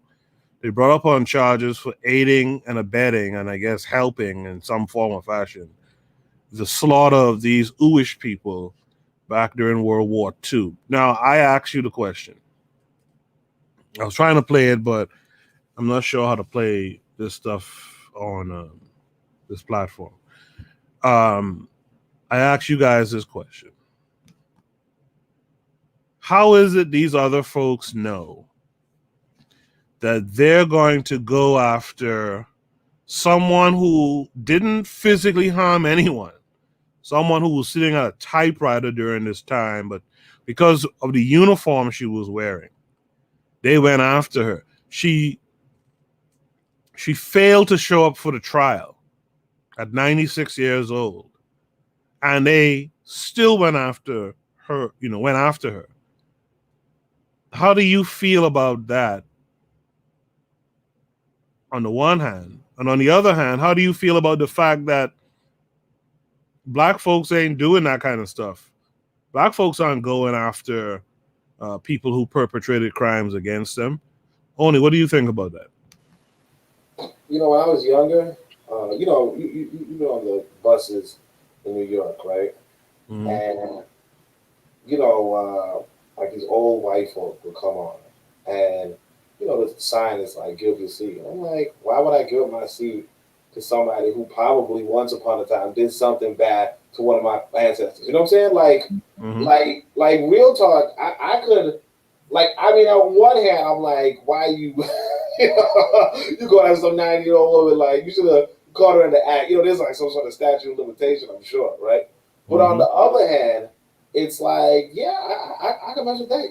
When they tell you never forget, like, they mean it. Mm-hmm. And that has its problems. Now, I'm not going to say that I personally go after some elderly people. Maybe, I don't know. But, I would have to think about it some more. Not really. Maybe I would. But somebody saying bad echo on me. But what I'm saying is that, yeah, that's what I would say as far as that's concerned is Yeah, I mean, like you said, it's you got to practice what you preach, and they're preaching never forget, and so yeah, they remember you. Yeah, I mean, like you said, it's you got to. Right. Yeah, I saw they had a playback just now. Yeah, so that's the thing. We don't have a never forget mindset, right? We don't have a never forget mindset, and it's wild that we don't. But it goes. I think it goes back to my theory on all this stuff anyway. If you acknowledge that someone did you wrong, you're supposed to then do something to receive some justice. These folks understand they were done wrong. They don't care if it was 80 years ago. They want to get their justice, and they have the power paradigms to get it. Is that what we're missing? Are we missing the power paradigm? And so we just say, well, fuck it, let it be. Oni? Yeah. I mean, like obviously, power is the big thing, but I mean, on a part of it, one part of it is just like you said. You said she's like a secretary in the thing. I mean, I don't even know, and then she's like 90. It's kind of weird, you know what I mean? like I mean, you kind of OD'ing, you should have done that maybe when she was like 50, maybe. But like, all the same, like you said, yeah. I mean, like the thing is with power. Wait, and what country was this? I missed that. What country was this? I'm sorry. This was in Germany, I believe. But who going after them? Like, the Israeli government, I think, is going after them. Nah, like, wait, that's what I'm saying. I don't even understand how the Israeli government got jurisdiction in That's Germany. what I'm saying. I don't get it either. Yeah, so that's just that's wild. But that's also what we have to understand. Like what I do with these other nations is I just peep game. It tells you that when you build and develop a first-rate nation, that you can engage other nations. Like, hey, I want to tell you something. That's something that like I said, I don't know nothing about going after people from 50, 80 years ago, but I mean, like, you could respect it. The thing my approach to nationalism is this: that when you have a nation, right, the people in that nation can do whatever they want, whatever they can get away with. One of the other things I saw with regard to Israel is that there's like this nuclear physicist or something like that in Iran, and they've been trying to kill this dude for maybe 10 years, and they finally got him the other day. And it's like, that's the reality. The reality is that if you want to accomplish something, you turn to your people and you accomplish that. And you can't fault people for that. It might not be how you would use your power. It might not be how you wouldn't use your power. But on the end of the day, like, we have to get that power so that we can give our children the opportunity to do something. Because I might be like, hey, you stepped on my shoes, back in back in 2nd grade, and I'd be like, it's all cool, I got new shoes. But if somebody else feel like, yo, you stepped on my shoes back in 2nd grade, and now I'm gonna, gut you like a fish, all right. Like, our duty is to give our children the power to even exercise whatever they will, because right now it's like, whatever you will, no matter what you think you want to do, you ain't even doing it. Like we have, I mean, like, for instance, I'll give you this, right? Say 50 years down the line, you got a powerful black nation, and they're like, yeah, you know what, give us George Zimmerman, right? Now, I might be like, that's a little too late, but I still would say, real talk, in that example, I'll be like, yeah, that makes sense. Like, that boy should not get away with what he did anyway. Statute of limitation notwithstanding. Like, that boy should, there's no statute of limitation on murder, but still, or even his exoneration notwithstanding, he don't deserve to get away. So if somebody dig him up after, somebody finds him after 50 years and they do something to him, I'm actually, I'm gonna take back what I said earlier. I'm okay with that. You know what I'm saying? But we have to have that power where we don't even have to, like, first off, we should have that power already to be like, no, give us it. We don't like the court. Give us it. Right? But because we don't even have that power, it's like, yeah, when you get that power, yeah, exercise it. You know? Exercise it. You know, avenge Jim Zimmer. I mean, we even heard about that white lady from Emmett Till's. Yeah. You know, Emmett Till. And she just got away with it. And she Caroline Bryant. Huh? Caroline Bryant, yeah. Yeah. You know, matter of fact, I was actually, there was a story. There was this, like, it was, like I said, young people on TikTok. But there was this TikTok where this lady, you know, this black lady was saying that she a nurse. And every time she, you know, like when she had handling this old folk, they would always say, oh, I see a ghost or something. And I see the black kid that I murdered back in, you know. They're like, what the fuck? Like all of them just coming through confessing how they killed, like they casually killed some black kid or caused the death of some black kid. You know, this one of them was that this white lady, she started, you know, she was afraid. She said she saw like a little kid at her door, looking at her, a little black kid at her door, and she confessed to this black lady that she got this kid killed because his sisters were flexing in their dresses, like they had the nice dresses. So because they were flexing, she was like, "Oh, I'm going to say that their brother touched me or something like that." And you know, word got out, and they just killed this little boy, right? And it's like, and then you know, 50 years, 70, 60 years later, she there, you know, oh yeah, I feel so bad, and I'm being haunted, and this kid is haunted, like, and all that kind of stuff. And you know, black folk like I'm gonna say it like, no, I shouldn't say it, but like some word, they just sitting there like, yeah, well, I know our ancestors are haunting them, and I think our ancestors are helping us. You know, it's all dumb shit. It's like, if you hear that, you a nurse, you know, just first off, you know, hack the cameras so that, you know, it looks like you just dancing or some shit. And then use your pillow like you're supposed to. You know what I'm saying? They give you that. They give you two. You know what I'm saying? This crack got one head. They give you two pillows. Use the other one. You know what I'm saying? Yeah, man. Like it ain't even like if we're being honest, you know, like yeah, I'm gonna give it to the people who will never forget. Before I was saying I might be OD, but like for real, you letting people get away with murder. You letting people get away with violating you. You letting people, man. Yeah. I'm gonna say this. I'm sorry. I didn't sleep. You know, you can tell. But there's this book. It was about like it was telling about revenge. You know, I think actually harsh reality pointed out. Now, this is the vengeful attitude and code, right? But like there's a book on revenge and you know how important revenge is. You know, it's like a white boy wrote it, but you know I decided to read it. It was interesting, and you know, it was like false advertising, really, but whatever, right? And what happened in that book was there's like some Japanese story where the Japanese daimyo, you know, the head of the samurais or whatever, he like kills like a whole, like he kills like the family of his samurai, and then you know the samurai surrender and pledge loyalty, or they run and hide. But then come like 20, 30 years later, they come back and get his motherfucking head. You know, when they regroup, it's like called a tactical retreat. They get his head. And the same way, you know, Hannibal, the guy who put out Hannibal, that's the reason why I brought the book, because it's talking about Hannibal. And it was like, you know, Hannibal, you know, after he loses somehow, he comes back and still fights with Rome. You don't ever give up. You know, you do a tactical retreat. Our people, we just retreat. Yeah. You know, no tactic to it. It's no, oh, we're gonna regroup later.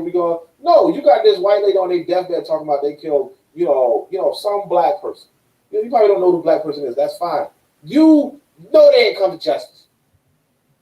So you do something about it. These white folks being comfortable around you. Like they comfortable around you. Yeah, that's our problem. We let too much slide. We have people too comfortable around us. You know, in the chat, KW Don 7 has been saying something that's real too. He said South Africa did a truth and reconciliation con game, and Wuta Bassoon is still able to practice medicine. Wuta Bassoon is that I think he's a neurologist, no, a cardiologist or something like that. And his nickname was Dr. Death because of the work he was putting in during apartheid. Right? KW-7 also points out Nelson Mandela accepted a Nobel Peace Prize with de Klerk, and de Klerk is responsible for the deaths of African people in Soweto. F out of here. We just allow too much stuff to slide, and we have been.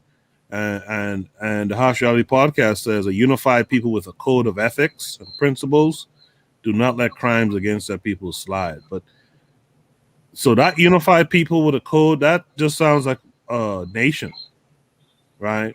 Code of ethics and principles, and you just don't let crimes against your people slide. That's what nationhood will bring you, but we're not looking for nationhood, it seems. And so we let all this type of stuff slide, and that's a shame in us. Only Daily Affirmations by Pauline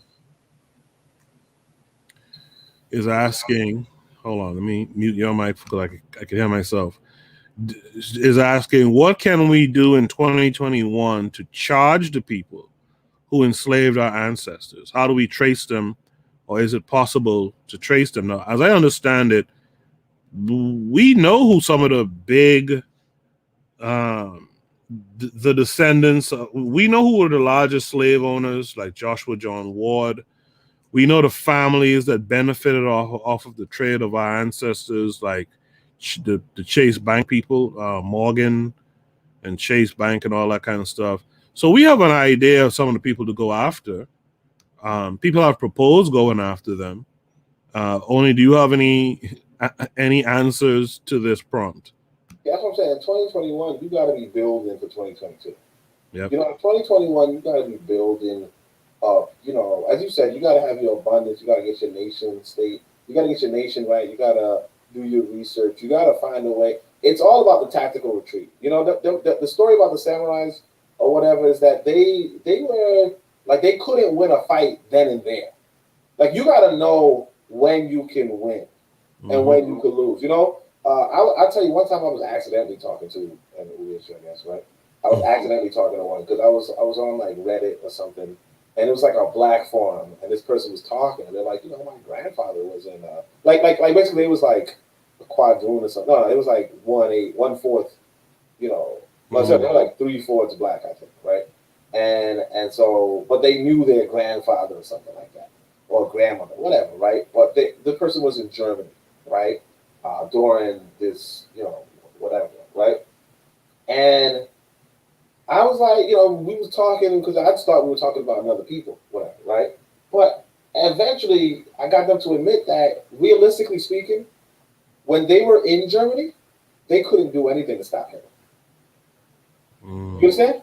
Yeah. When you are a population in a nation, you are at a severe and strict disadvantage.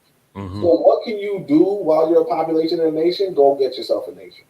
You know? And I mean, I had this conversation, you know, I think today at length, kind of disrupted my sleep. It was yesterday, actually, right? And it was about, you know, how certain countries in Africa you might not even want to go to, you know? But you got to do your research, and you got to seriously do your research, and you have to play it by ear, you know? You know, it might be a nation that's good today is not good tomorrow. That's fine, right? But you got to go move along, get your wealth up, get your power up, get your standing up, you know? You know, this brother was actually showing me what what them billionaires got compared to what other people got, you know? Like how much money they got compared to what other people got. There was like somebody gave an example of like if a staircase is $100,000 or something like that, like $100,000, you know, dollars. You know, most people, like 80% of people on that first staircase or the first two staircases, right? But then you got some people like, you know, Bezos and whatever, that's like on the moon or something. You know what I'm saying? Right? You know, you got billionaires who are like on, you know, like on or millionaires or billionaires or whatever who are on the or like on the Empire State Building. You got some people who's like on the moon or something. You know, but that's like when you that high up, right? You could start affecting and impacting change around the world, and to the point where you can be influential in different nations and what have you. Now, it's not a foolproof plan. You know, some people ain't going, you know, some people do eat the rich, right? You know what I'm saying? But the point being that if you really want to exact revenge, you have to do that tactical retreat. You know, you have to get your strategy. You have to have your tactics. You have to get your nation built. The people in Germany, they couldn't do anything to this machine. Mm-hmm. You know, like if they could have, you know, they could have fought these highly advanced soldiers, or they could have walked slowly to the oven, but they couldn't do nothing. Yeah. You know, they was gonna get baked. Mm-hmm. You understand? But so what they did was they said, hey, you know what? We have to build our own nation where we can flourish. And now they're able to go next door to any nation. In fact, now they can go down to Germany and say, you know what? I remember your face. Yep. Bring that ass here. Shit. The learning curve with the which is the revolutionary matron says we have been made eunuchs before the world, and that falls on our men, to be honest. That falls on us. She says to Daily Affirmations by Pauline, she says we know who they were. They are in power now. We refuse to align with each other. Daily Affirmations by Pauline says, I believe the difference is they have names of specific people. No, we know the people. We have evidence. We know, like, again, I mentioned some of these banker people. We know what's up. But like only time I say is saying, and it's true, we're not making to attack people. Oftentimes you have to put a little distance between you and the person you're trying to attack. You don't punch someone in close quarters sometimes. Sometimes you got to step back and haul off and hit the shit out of them. There's a meme that goes around often on social media where people are like, how is it I could see you spending all this money and you owe me money? Well, my question to that meme every time I see it is, well, why don't you go and demand your money? If you see a dude buying some shit, go and take it if he owes you money. So it's kind of like a limp-wristed response to your responsibility of getting your justice. And that's where we are as a people. But Oni is absolutely correct. Like, you can't be on the inside within their systems and really, exact revenge and demand all this and make all these demands of justice. They're just going to laugh at you. What are you going to do? You got to go and try to get your power. Like the Harsh Reality podcast said before, you have to become unified, have a code. And in the case of the Israelis, their code is never forget, right? And have the principles behind it, eye for an eye, right? And you don't let these crimes against your people continue, right? We want to sit up here and have specific names, just time wasting, right? Have these specific names of these specific people. These guys go after, like in this case I'm talking about tonight with this old lady, they've gone after the sons of people, right? Because in their law, the sins of the father can fall on the son and all that stuff. They've gone after sons of these people in the past. The learning curve says we are subjects, not citizens. We keep begging. Absolutely. So that's only you have any last thoughts on that prompt? I think that was covered because like you said, and that's the thing. I think that what you said last when you said they go after the son. It's like, yeah, like they say we're applying our rules to you. Mm-hmm. Like that tells you everything you need to know. Until you get into a position where you can start telling other people the rules, right? They're going to keep telling you the rules. The rules were, hey, Zimmerman could walk over, kill your kid, and then he could go and sell signed Skittle bags and make a fortune. Those are the rules. Deal with it. And you just said, yeah, sure, I'll deal with it. Like no other people. Yeah. No other people would take that type of shit. Yeah, we are not, and it's what's crazy is it's one thing to take your hits. It's another thing to take your hits and not strategize on how to not take those hits again. We are not doing real work. Like I always criticize these like organizations like in New York. I've talked about this in the show. When I was late 90s, early 2000s, I used to be out here around organizations in New York and stuff, and free Mumia rallies and all this kind of stuff. But all that stuff really amounted to was sitting down and talking all day, sitting down and walking around in a circle. So some people singing "We Shall Overcome Again" like it's 1965, 64. And so to me, it's just like a whole big waste of energy. If you're not really sitting down and talking economics, talking politics, talking culture, talking education, and then actually doing something in wherever you are in terms of pushing your education, pushing your culture, your politics, your brand of economics to benefit your folks. To me, it's just a waste of time, you know. And we are not learning from the hits we're taking. We're not doing anything to counteract it, to make sure that our people never forget, to make sure that our children never have to go through it again. Imagine that, you know, we saw what happened to Emmett Till, which was what, 1955, and every decade since we've had one or two major, you know, racialized killings similar to Emmett Till, and we still haven't really done anything about it. Which other people would you find going through that every year or every decade?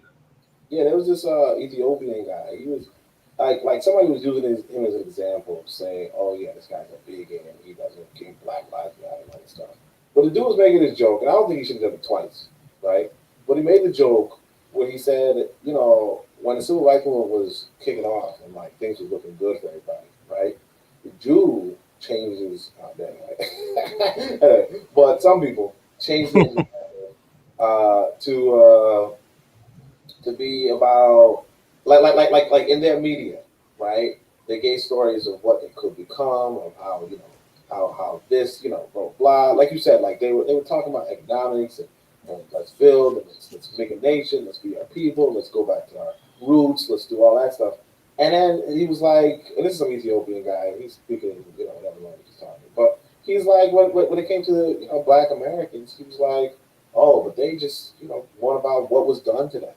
And you know, blah blah blah blah blah, and you know, like this is a victim narrative, and they portrayed it in the media. You know, they were like, oh yeah, I'm a victim, and oh yeah, you know, me, I'm a victim, and this is what happened to me, right? And it's like he says, you know, you fast forward to today, and you got one people with a whole nation, and another people who are, you know, begging. Mm-hmm. I saw that video too. Yeah, I mean, like I can see how it's a simplification. You know, somebody did say there's a Russian proverb that goes that certain people always tell you what happened to them, but don't tell you why it happened to them. You know, you talk about, you know who. So, so it's not to say that they don't have their own victim thing too, but the thing is that that's still a powerful sentiment in the sense that at some point you can't be on that victim now. You know, I think like you said, Harsh Reality had that podcast with the sister where these two people are not about no victory. No victim mentality.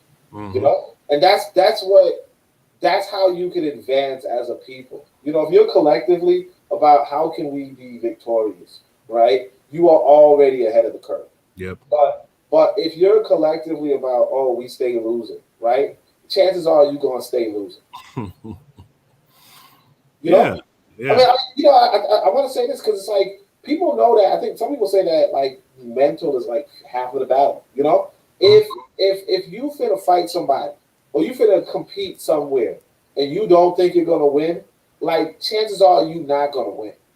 You know, like the only way that you're going to win is if this other person was more of a mental loser, or if you were just really like just way better. You know what I'm saying? But when it comes to our situation, the issue that we have, and we have to be honest with ourselves, is that we don't even have schools. You know? We don't even have learning institutions. We don't even have our own libraries. You know? You really can't pass on other people if your circumstances are that you don't even have the basic infrastructure to even be on a level. You know, I used to lament that, you know, like 'cause I went to some university that was kind of situated like adjacent to a hood, but it had nothing to do with the hood. But I also thought to myself that, realistically speaking, I don't know if there are any universities in any of these hoods. You know, like black owned universities in a black area. No. That's a good point. Look, I'm telling you, because I tell you, one time I was going to this, because I used to, you know, organize in this one area, you know, like a hood or whatever. And I'm driving by and I see these two like 40-year-old people, right? They older than me, right? They're like 40. And they're going back and forth, like one of the ladies like, did you see that fight yesterday? Blah blah blah. And you're like, yo, you a grown woman, and you talking about fights like you in high school. And I thought to myself, and I said, it seems like maybe, possibly, right?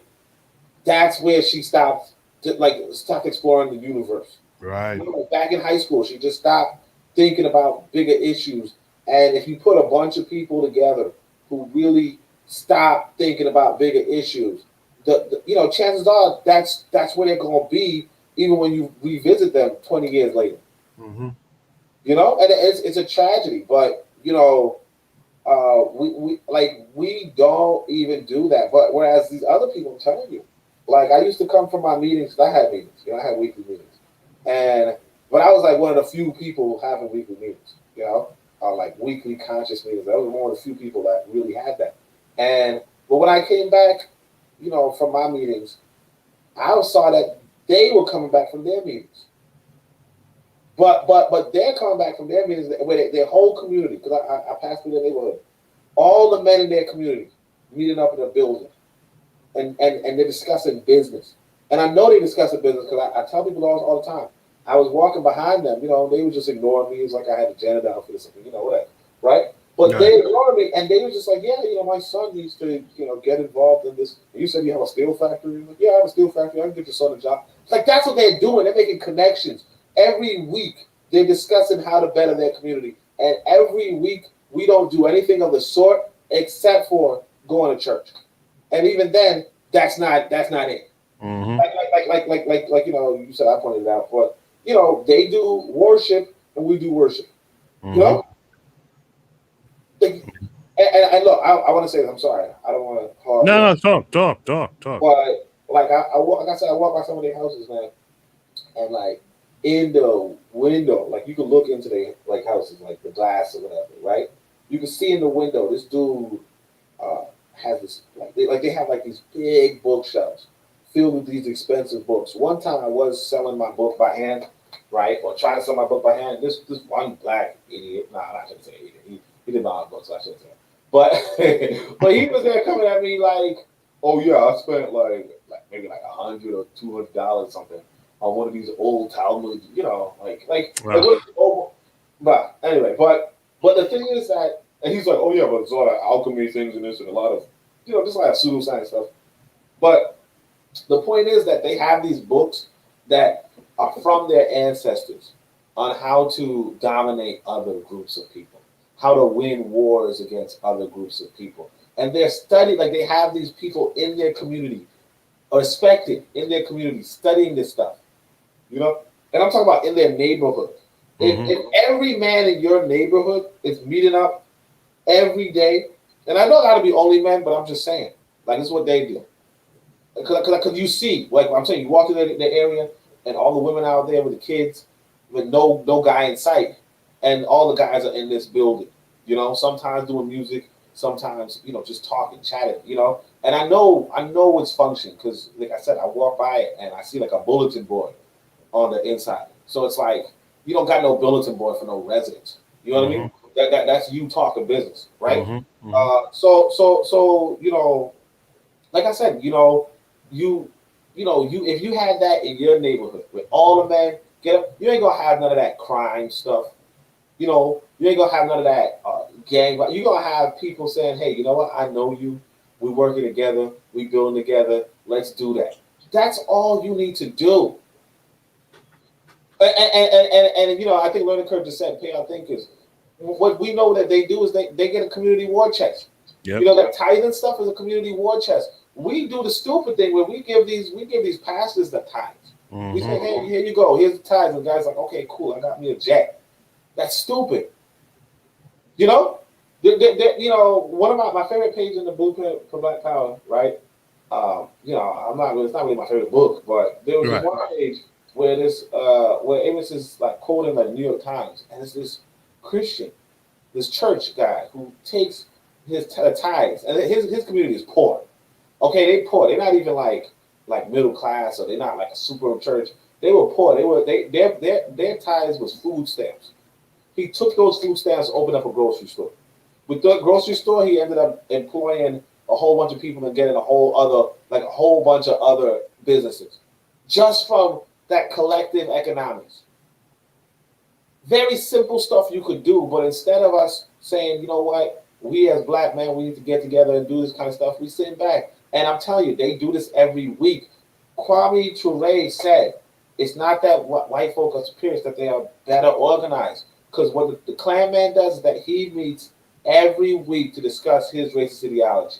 He works every week to discuss his racial supremacy and to advance his racial supremacy. And Kwame Ture says, how many of us meet every week? And to this day, we still don't. The only exception is church. And ain't nothing happening there. We're just sitting there listening to some bad music. I think it was Bob Marley who said it. He said, the bad guys don't take a day off. You said who? You know? I think it was Bob Marley who said it. He said, the bad guys don't take a day off. Yeah, I'm telling you, like they when they working on it, like some people used to tell me that they don't go to sleep because they know their enemies don't. You know that but like the thing is that we've been asleep. Like we taking days off. We on vacation. You know, I mean, like very basic things we don't even do. Like we don't even do the simple things. But it's like how you gonna compete against the people who really do it? Like I'm telling you, go to their area. You know, Daily Affirmations just said, I don't want to read it. The Affirmations just said, when you talk about the community you walk through, it sounds like Leamington. The thing is this, you know that they have their own schools. They have their own schools in their neighborhoods. They have their own medical services. They have their own flag. Police. They have their own, they have everything. Right? They don't even need you in this country. And we allegedly, you know, it's not allegedly, but we say, hey, we've been here the longest, right? You should have it. And I'm not saying that they didn't destroy it, but like regardless of if they destroy it or not, you know, like you gotta ask yourself if you're pom really, you know, because like it's either you rebuild it or you just freaking leave. But if you're gonna stick around and just like what are you doing? You just waiting for what? You either rebuild it or you leave. Because if you're not gonna rebuild it, then you're just gonna sit on your hands and you're gonna have nothing for generations. Absolutely. You guys make sure to tune in to the Pro Black Perspective. You just heard Onita say from the Pro Black Perspective podcast. Make sure to tune in tomorrow. He's doing a 4-part mini series on the podcast, and I think the first episode he's talking about how white folks really gain their power. I mean, they are people that read, and so you guys tune in tomorrow for that. The Learning Curve says we are seeking respite. They are seeking world domination. Yeah, I could second what Oni is talking about because I too live in Brooklyn, as he knows. And when I first moved to Brooklyn, I lived in around Utica Avenue, Eastern Parkway area. And that area is full of what we call here the Ooish people. And like Oni said, their women are usually by themselves pushing children around in strollers. Their dudes are in some bathhouse type setup that has a billboard outside, a bulletin board outside. And while they're doing their fitzing or whatever they call that shit, they're talking. They're talking plans. They're talking development of their community. They're talking development of the area. We, on the other hand, you rarely see a group of black men hanging around together on something constructive. Most times it's some bullshit.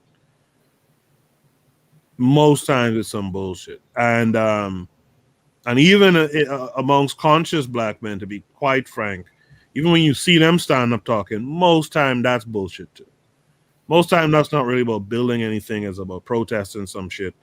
But we got to start to get serious. We're really losing ground, and it's starting to accelerate now. And like Oni said, and I think that's a great thing he said just now. Either you're going to rebuild it or just get the hell up out of here. Because to sit around here on your hands is to sit around waiting for death. You might as well just go to them and ask them to kill you. That would be more activism. To go and just say, hey, just take me out of my misery. Right? Ogun is here. Anago Shango Ogun is here. Thanks for being here.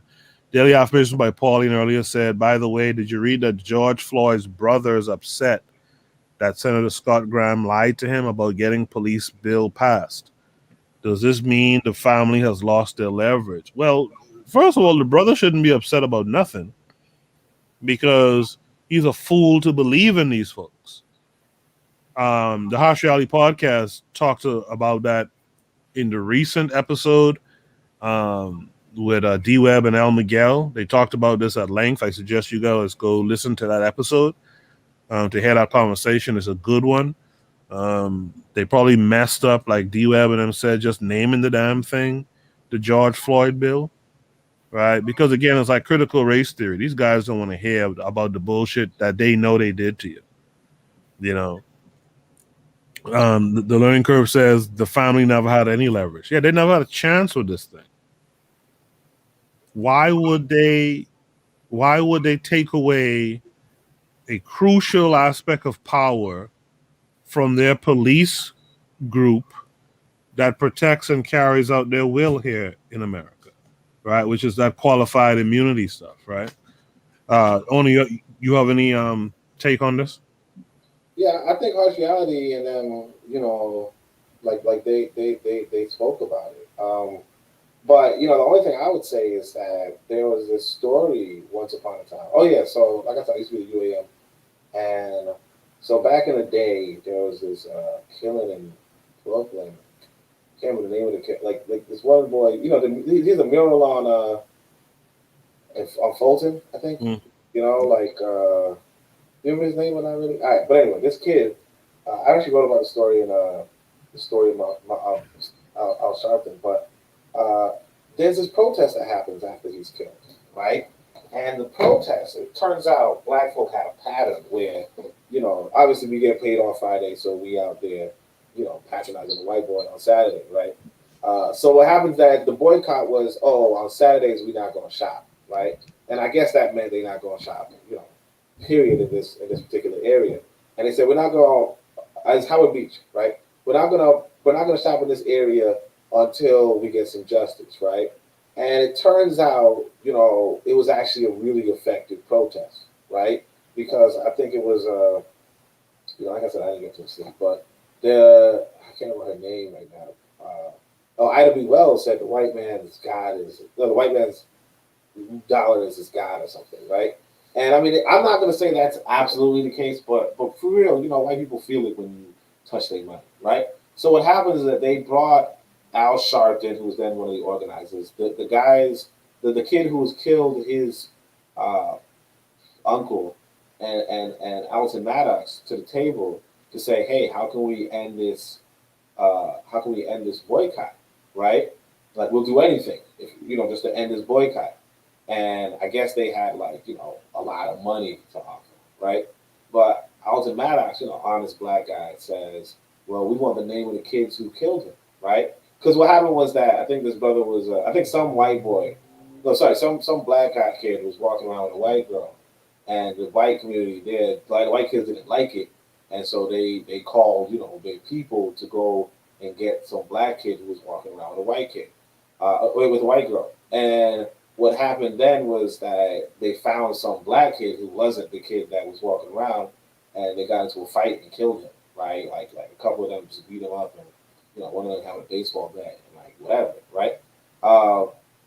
So what happens after that is that, you know, Alton Maddox says, well, you know, we want the names of the people who are the kids involved, and the white businessman says, well, we don't.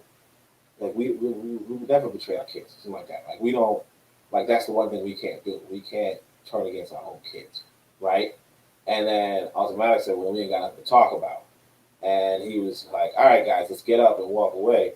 So, he stood up, but the kid's uncle and Al Sharpton stayed seated like, could we have this meeting without Ultimatics?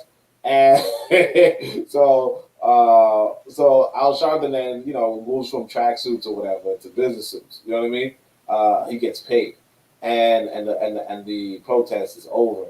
And, of course, that shows you why you got to, like, be really selective with your leadership. But all the same, the root of the story is that, actually, I don't know. Anyway, but you guys get it, though. It's like you have to, I mean, there was an effective economic protest, but I got to remember what the prompt was. I'm sorry. The prompt was about George Floyd's brother feeling lied to, that the bill was going to pass. And basically that bill is about the, what do I call it again? Qualified immunity. Yeah. That's the thing I would just add that, when you have, like, they're not going, the moral of the story is that they're not going to turn against their own kids. They're not going to turn against their own children. They're not going to turn against their own people. When you take away that qualified immunity, right, you're taking away, I mean, like harsh reality and them pointed out, you're taking away their ability to even police you. They would just get inundated with lawsuits.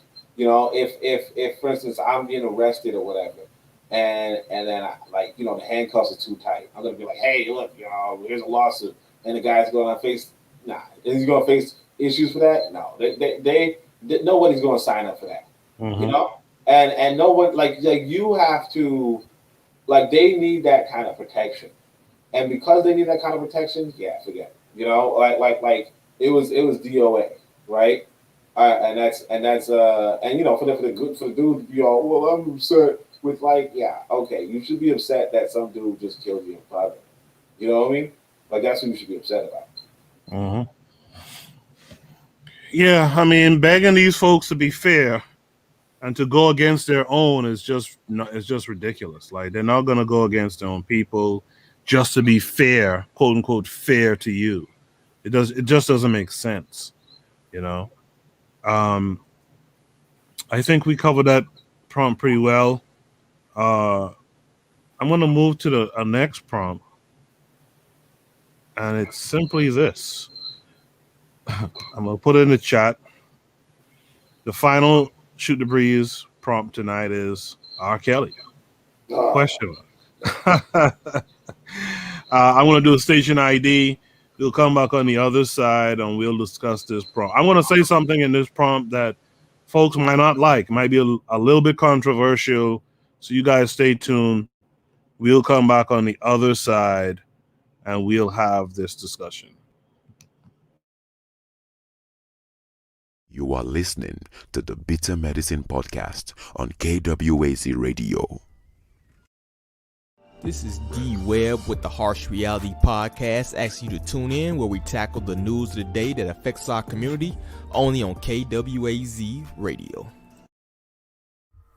Peace, family. This is Oni, inviting you to listen to the pro-black perspective, where black problems are addressed with black solutions. Greetings, fam. Tune in to The Learning Curve with me, the revolutionary matron on KWAZ Radio. You are listening to the Bitter Medicine Podcast on KWAZ Radio. Yes, indeed, and we're back. Make sure you guys check out all of those shows on KWAZ Radio. There's something in it. When you listen to these shows, as you hear me and only from the pro-black perspective reference like the Harsh Reality Podcast, or we'll reference the Learning Curve, it means that there's something those shows are providing that are worthy. Those shows are worthy of being listened to because you get something from it. You get something from all those discussions. So this prompt, I kind of came up with this prompt. It's just simply R. Kelly.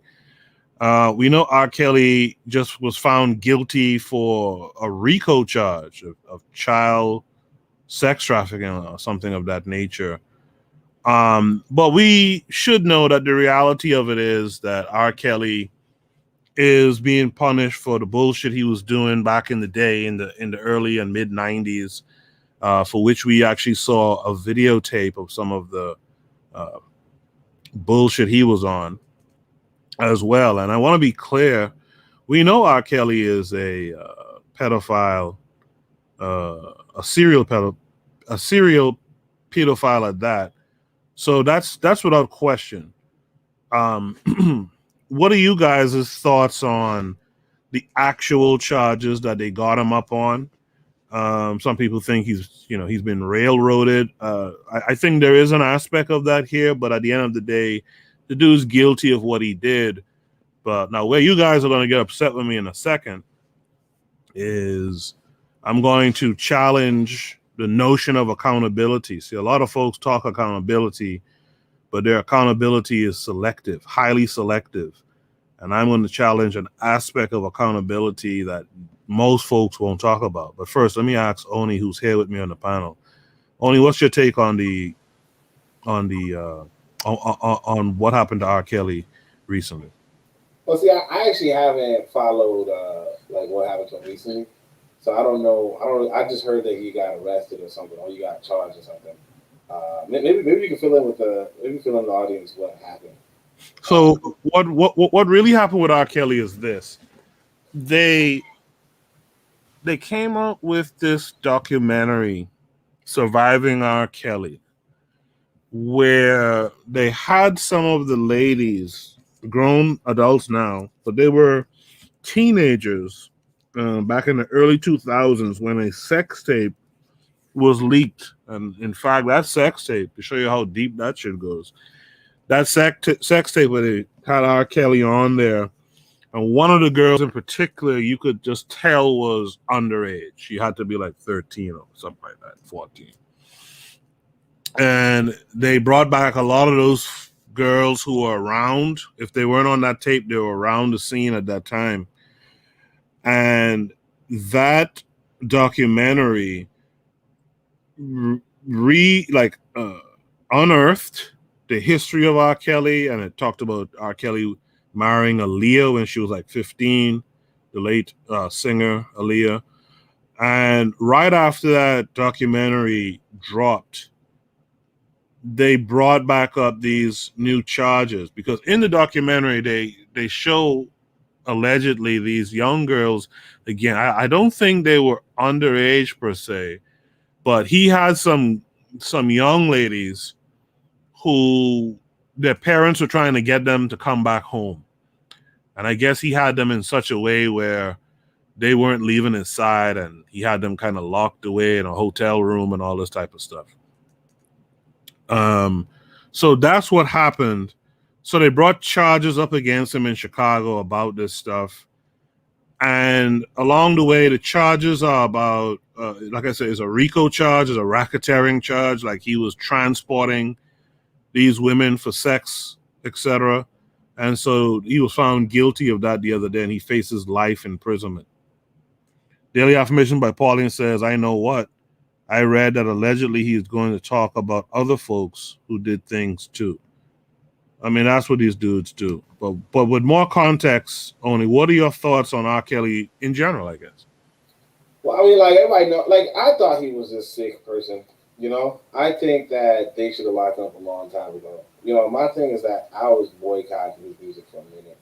And I'm also kind of like, I'm personally appalled, you know, at the quote-unquote community for their embrace of him, you know? And not just the community, but also, like, just in general. Because I remember in Space Jam, there's this cartoon called Space Jam. Well, not a cartoon, but it's like a movie with Michael Jordan. Like, he's, like, in the movie to the universe or whatever, right? And, yeah, like, he sings one of the title songs for that movie. So, for me, it's like there was this general acceptance of him, particularly by black folk in general. And, yeah, it's just appalling, honestly. And the guy was like open about it. I think he sings the song like "Age Ain't Nothing But a Number," or either him or Aaliyah. He wrote the song for Aaliyah, yeah. Yeah, you know what I'm saying. like you know, or it's like, you know, you got this line where it's like, my mind keeps telling me no, but my body. Yeah, like he's just a sick dude, openly sick, and you know, people didn't try to give him the cure. You know what I'm saying? You know what I mean? Right. But yeah, as far as that's concerned, like this dude gets, like, I think it's shameful that another people have to police you. You know, to the point where this dude could be doing whatever he wants for 30 something years, and ain't nobody like you said, there's little girls involved, and ain't nobody man enough to be like, okay, nah, that not my daughter. You know, like I said, there's a lot of things that not too many other people are gonna go through. You know, not too many other people are gonna go through this stuff. I remember seeing a video of this white boy just hanging out, like just chilling, right? And then this white boy getting arrested, right? He was charged with like molesting a boy or something, and he's walking with his police right next to him. Okay, he's walking through. He just got his sentence, and then some dude like by the phones, whatever, just turns around, like drops his phone and gives the guy 2 bullets to the neck. And come to find out, then he just surrenders to the police right there, right? Mm-hmm. And come to find out, it was the boy's father, right? The boy who was being molested, his father, you know, killed his molester, you know. But then you have that story the other day about that house where the kids was being molested, or the kids was missing for who knows how long, missing for who knows how long, and they right next door, and black folk was just like, what's going on? We're gonna call the police, and the police are like, "Oh, we're gonna let these people out. We're gonna let them go." Nothing really comes from that story, as far as I know, right? But the thing is that, like, it's just a different people. You just letting other people, like, everybody and their mama knew about R. Kelly. Freaking Boondocks of the episode on R. Kelly. Everybody and their mama knew about R. Kelly, but we still bumped his music, danced to his music, promoted him. Love, like we still did it, and it's just like at some point you got to say to yourself, "Damn, people," you know. Like at some point you got to say to yourself, you know, like yeah, we like how you gonna win? You know, I mean, like Lauryn Hill says, how you gonna win if you ain't right with it? You know, how? Like something's wrong with us as a people. So you know, as far as him getting life sentence, like yeah, good, but it's freaking late. You know. If anything, he should have like, and I'm not saying that the white boy should have done it, but like somebody should have said, you know what, you're messing with our kids. You know. So I'll say this. One of the reasons why R. Kelly was able to do that was because it's honestly a generational thing, and this is why I say people aren't gonna like some stuff I'm going to say tonight. When R. Kelly was messing with Aaliyah, I'm about 2 or 3 years older than what Aaliyah would have been today, had she been alive. When R. Kelly was rumored to be messing with Aaliyah, the truth of the matter is, I was in that age group where the girls who we liked in school didn't like us back. They, in fact, like these dudes outside of school. And that's not a new phenomenon. That's a phenomenon that's been going on for a while. And not that we should care, but it's not only our communities. Like, these white folks had it going on like that, too. In fact, Elvis Presley was known for messing with, like, 14-year-old chicks. In fact, Elvis's daughter's mother was like 14. I forget her name. Priscilla. I think it's Priscilla Presley or something like that. Was known for messing with these young girls, calling them cherries, as a matter of fact.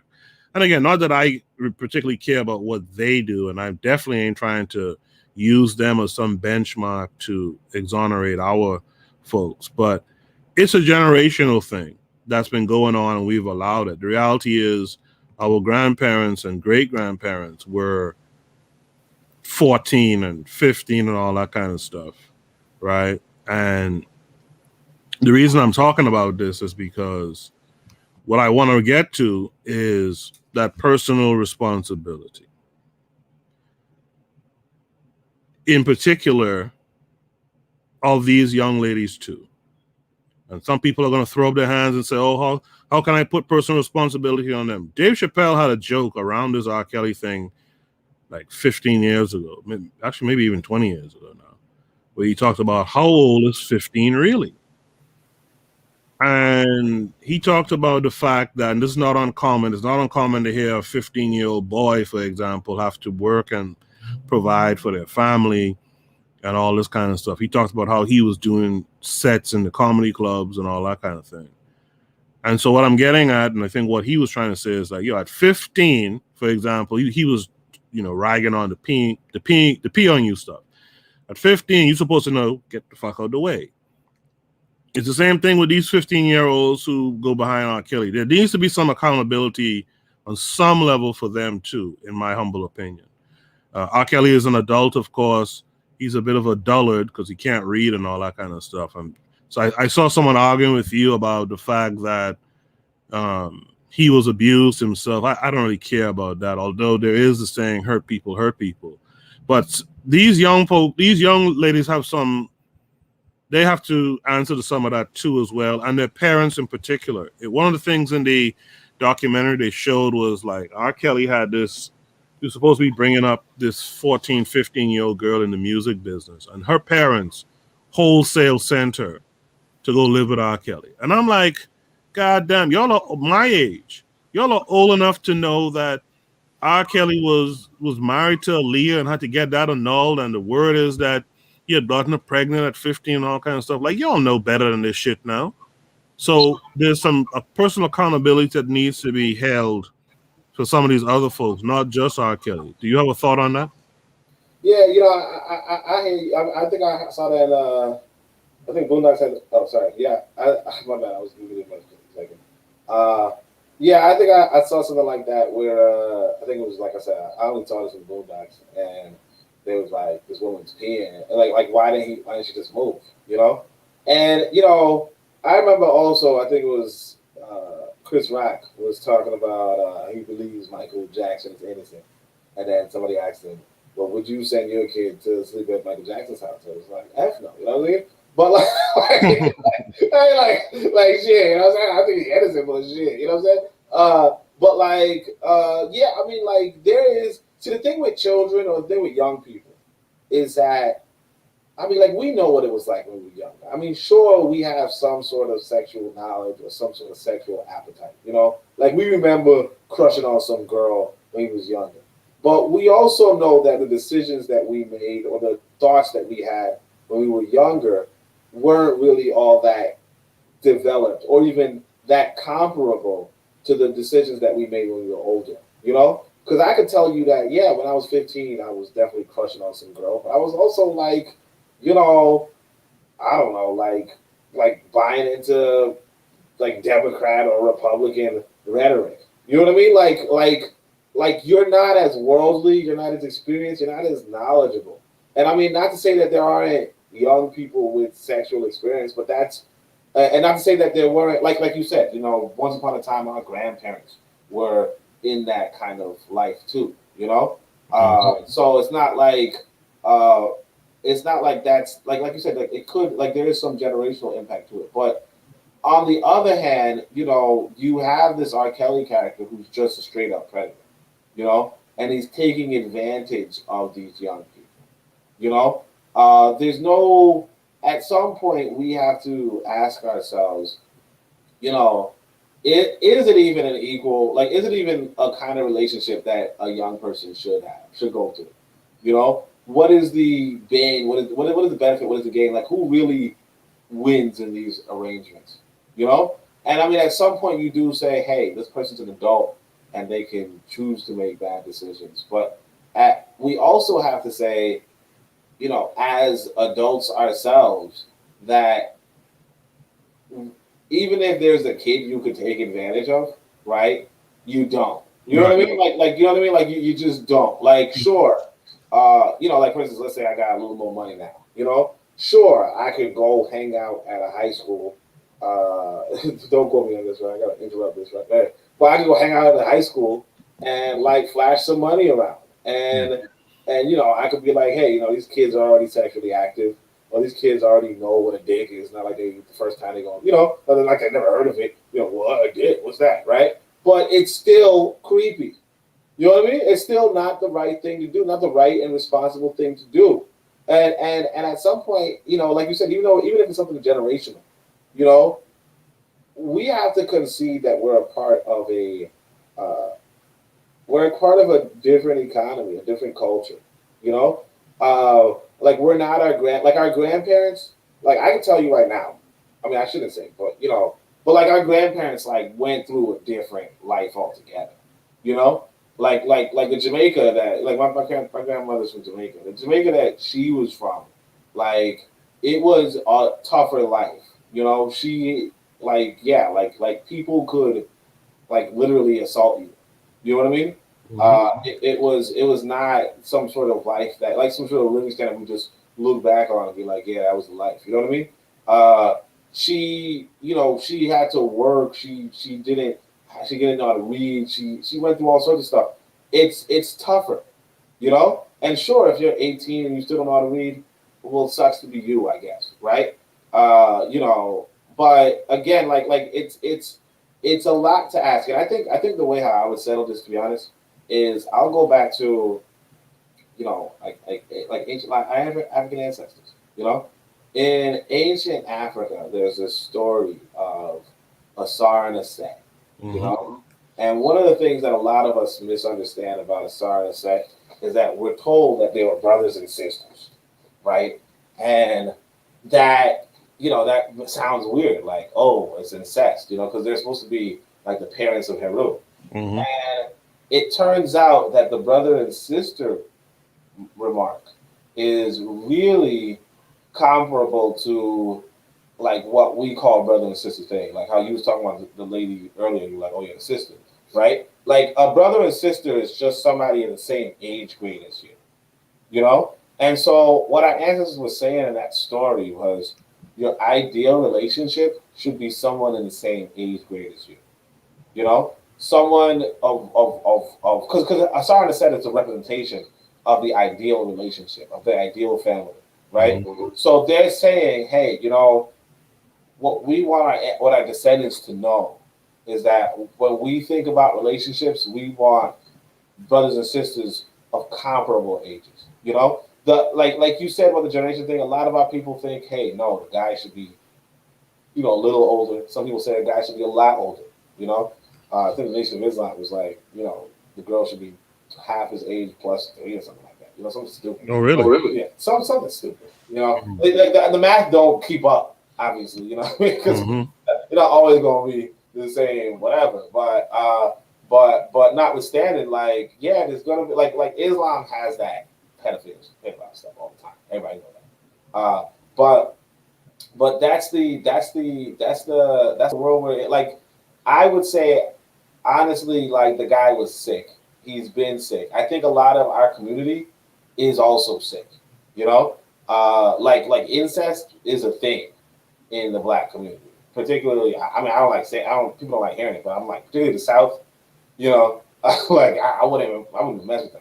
But I'm telling you, man, like, I mean, like, I stay hitting on the South, but like, I'll tell you a lot of people. I tell you all the time I was dating this sister, and I'm like, yeah, man, she's like, she's from the South. I'm like, oh man, I there's no incest and blah blah. She's like, no, I ain't about that incest stuff. But then she tells me, here, look, she showed me a picture of like her cousin, and she's like, hey, look, this is like her cousin's in a relationship. And she shows a picture of her cousin. She's like, hey, that's my cousin. And that's my cousin. And I was like, what? Like they both are cousins. Like, nah, man, like, and they were related. Like, they were cousins. So it's like, yeah, like, a lot of our community is immature. Like we got to remember that a lot of people came from, enslavement with, like, no education. Mm-hmm. Like zero education, and they built communities notwithstanding, and things happen. Those like customs develop, and things things that we wouldn't do now are there. So R. Kelly has no excuse. He knew something was wrong. He tells you in the music something is wrong. He convinces this little girl to say, hey, age ain't nothing. Like he knew, like he's well aware that he's doing something wrong. And I think at some point when you are well aware that you're doing something wrong, like you no longer have an excuse. Like you could say, "Hey, I didn't know that I was supposed to," if you don't know something's a crime, like people say ignorance of the law is no excuse, right? Mm-hmm. Sure, but like that would be your best excuse. You know what I mean? Like if you are fully cognizant of the law and you still violate it, and not just say like Wazungu's law, but I'm just saying like realistically speaking, if you're like a sexual predator, you know what I mean? Like how about you ever see over there? If you're really a sexual predator, people need to do you in. I mean, it's if you don't do that basic thing, then you're setting up like for a world of trouble. You know, because like I said, like we have young kids, and we can't like sit by and be like, well, yeah, it's just a generational thing. You know what I mean? Like you gotta be like, all right, no, ain't nobody like, whoa, bro, like, whoa, mister, you're way too old. You know what I'm saying? Oh, whoa, lady, like, you sure you want this kid? Like, what's wrong with you? You know what I'm saying? I'm not saying I'm black, but like for real though, it's like you gotta question, like that. But the thing is with R. Kelly, we knew like Michael Jackson. I don't think he did anything, so I'd give him an excuse. I mean, if he didn't do anything, obviously, right? Like it's kind of weird that people would say, "Hey, have my kids sleep over," but like people say he might have missed out on a childhood or something, right? Yeah, but he was like a kid. Yeah, like hey, let's play. Like that's not bad per se, but it's weird, but it's not bad. But like R. Kelly don't got no excuse. Like he knew damn well. Like there's and then like how he illiterate he writing songs. That don't make no damn sense. Like he ain't no excuse. You know what I mean? Like Michael Jackson, I give a pass even if he didn't do anything. But R. Kelly is like it's like he got a million warnings. Then he's kidnapping kids. Like what did he not like? Man, you can't. It's like you know what I'm saying? Like at some point you gotta say, nah, this dude.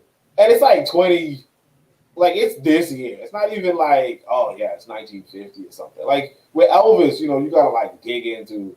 But like this guy is like, around us, What is he like 50 right now? Like he's like 54 or something. Like, nah, you can't make no excuse for 50-year-old. That don't make no damn sense, So you mentioned Michael Jackson. I'm like you. I don't think Michael Jackson did anything to children, but I still call him an asshole because and he's my favorite entertainer all the time. I call him an asshole because I gotta believe, and it's the same thing I say about R. Kelly too. I gotta believe there's people around Mike that was like, Mike, why don't you stop? I get it, you missed on your childhood, you have that Peter Pan thing going on, you like hanging around kids, but it's gonna cost you. It's gonna get you in trouble. Just leave them kids alone. And I gotta believe he was a bit of an asshole who was like, I don't really care, Tito. I gotta hang with the kids, and like it's like, like, dude, you're gonna get in problems. It's easy to see, and it's the same thing with R. Kelly. Like, you got away with the Aaliyah shit.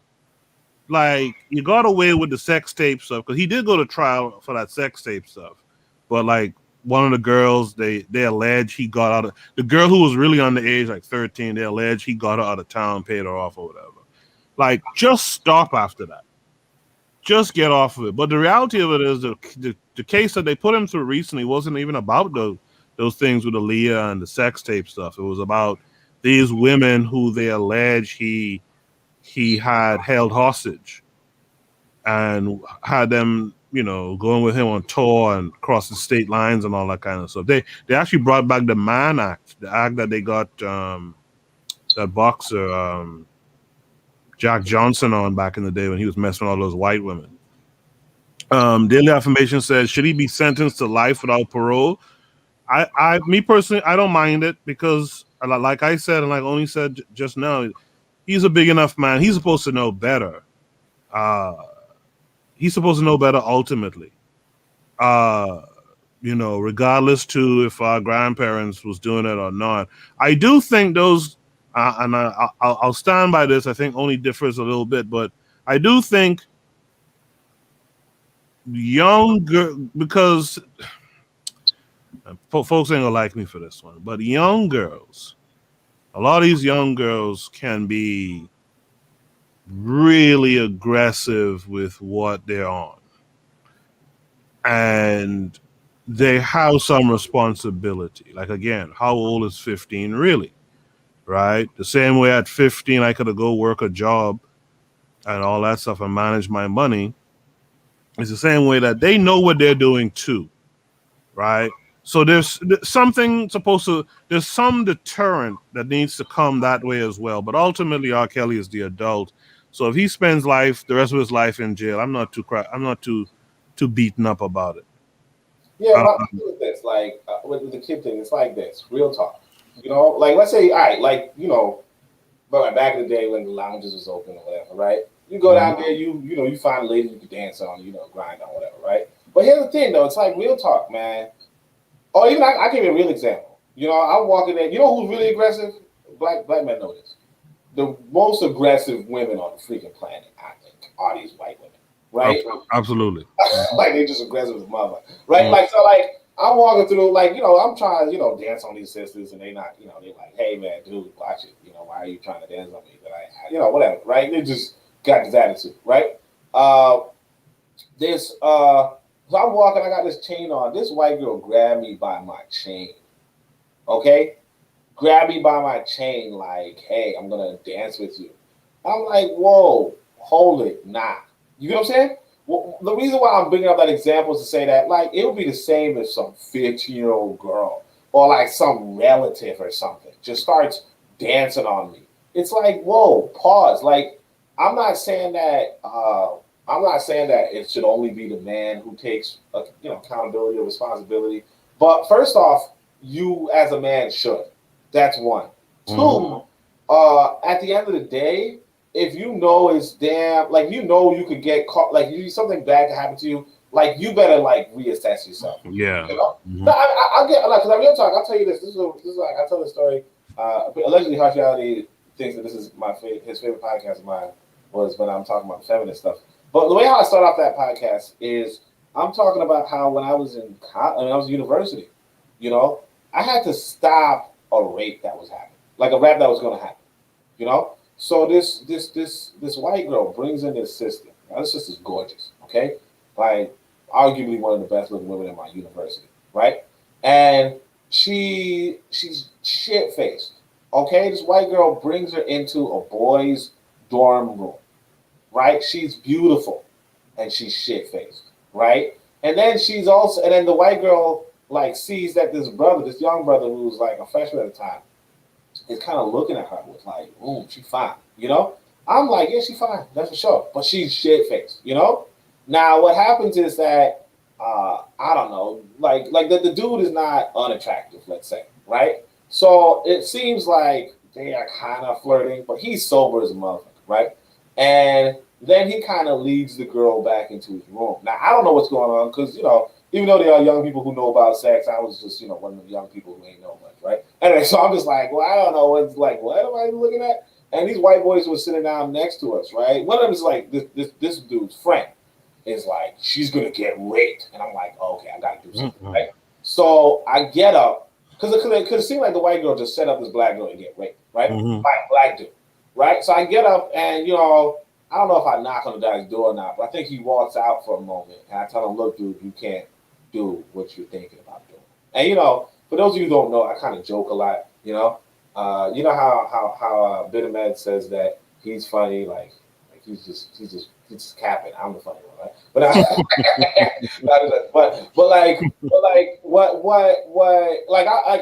I'm serious now. I'm like, hey, dude.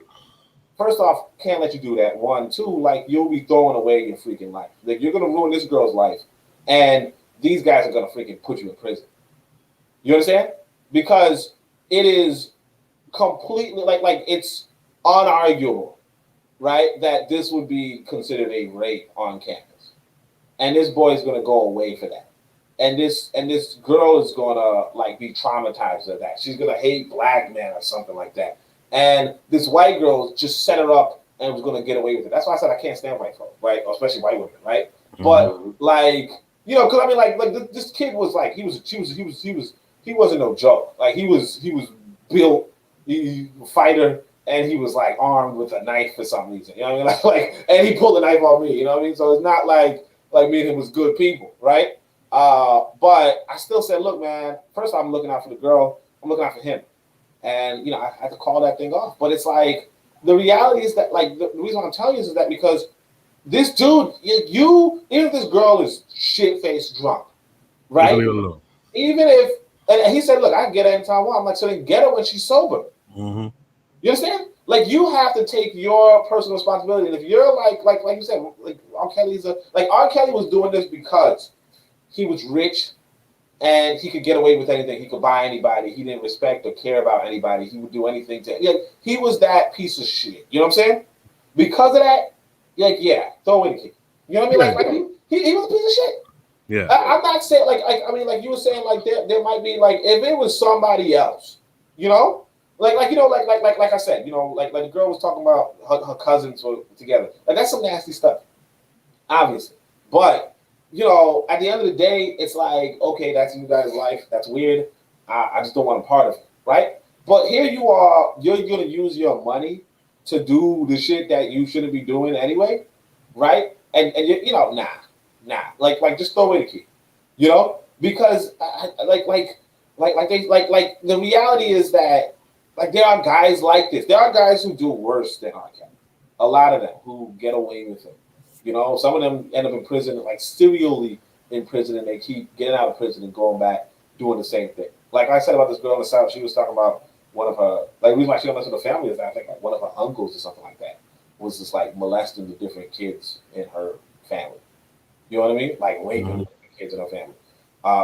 And the grandmother was defending it. You know, like, hey, don't say my son is this, blah, blah, blah. Don't talk about my son that way. Like, it's weird shit. But like, that's a normal thing in a lot of these communities, a lot of these families. We just have to be realistic about it. All the same, it's like if they're doing that and they're getting away just because they got money, then nah. You know what I mean? Like, nah. Yeah. You gotta like. So this is gonna be another unpopular opinion. That story you told, by the way, if no one ever did, I thank you for standing up for that shit-faced sister. But I have a grown niece, actually two grown nieces, and I told them a long time ago. Again, personal responsibility. You cannot be around these folks, guys and white folks in general, shit-faced. Like, that's your personal responsibility. On these college campuses especially, you're asking for a problem. You got to hold yourself together. So that's the kind of hardline stance I have on personal responsibility too. Oh, but that's not unpopular. That's just common sense. You know what I'm saying? Yeah, I mean, you just have to protect yourself at all times, like they say. But man, I never drank in college. You know what I'm saying? No, really?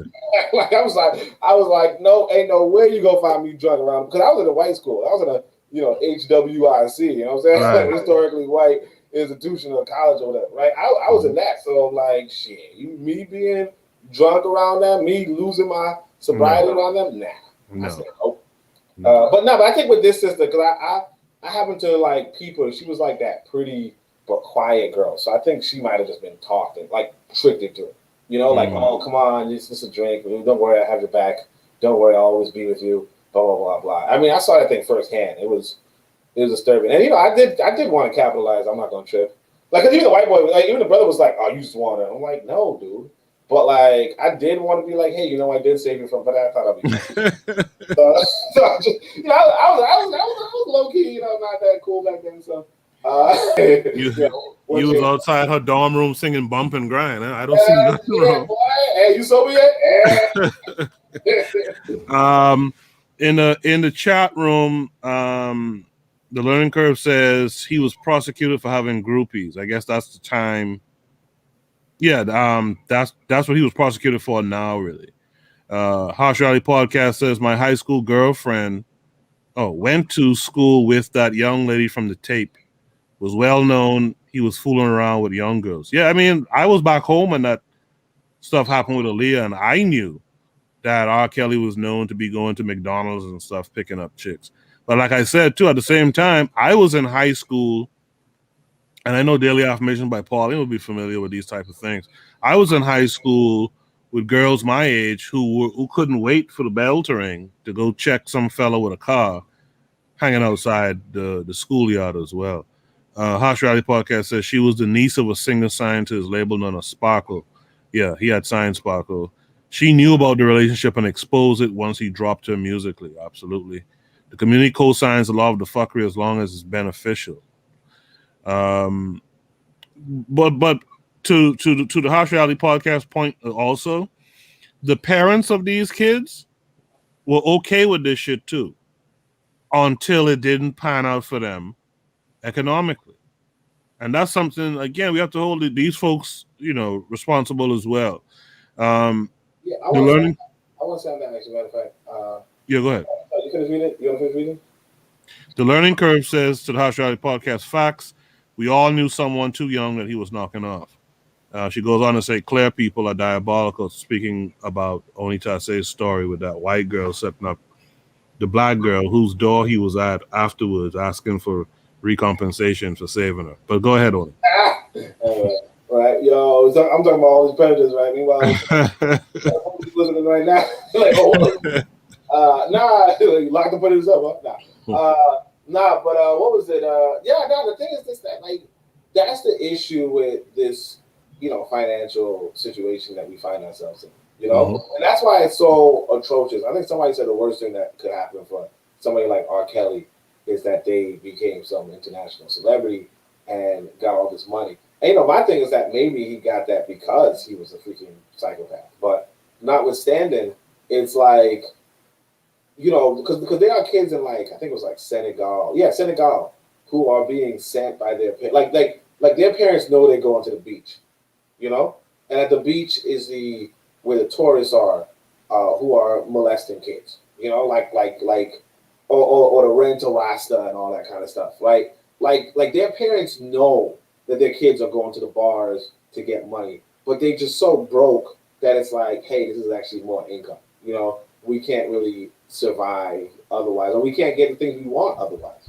And that's the sad part. It's like this guy is literally peddling flesh openly in our communities, and like it's not for us to stand by. I mean, it's a unfortunate situation, but like he just makes it worse, because you could even have, like you said, like Harsh Reality pointed out, this Sparkle character is like, yeah, it's okay because I'm getting money, like that's not a way for you to look at family. And it's like, yeah, your family knows because you're paying the family, but that's sick, and it's just it's really bad for the kids. And it's like, yeah, sure, you can be like, hey, the kid knows. Yeah, but like, how much does a kid know? I legit remember, like, it was actually a weird thing. It was a weird thing. But there was the thought in my junior high school, like the girl who wasn't a virgin. You know what I mean? Like, there were a lot of people who weren't virgins, but she was just like open about, oh yeah, like the guy who slept with her, like everybody knew. Like, I guess, and like you said, it might have been like an older guy, it might have been whatever, but it was just a well-known thing. And it's like, yeah, like these are very broken children. These are very broken individuals.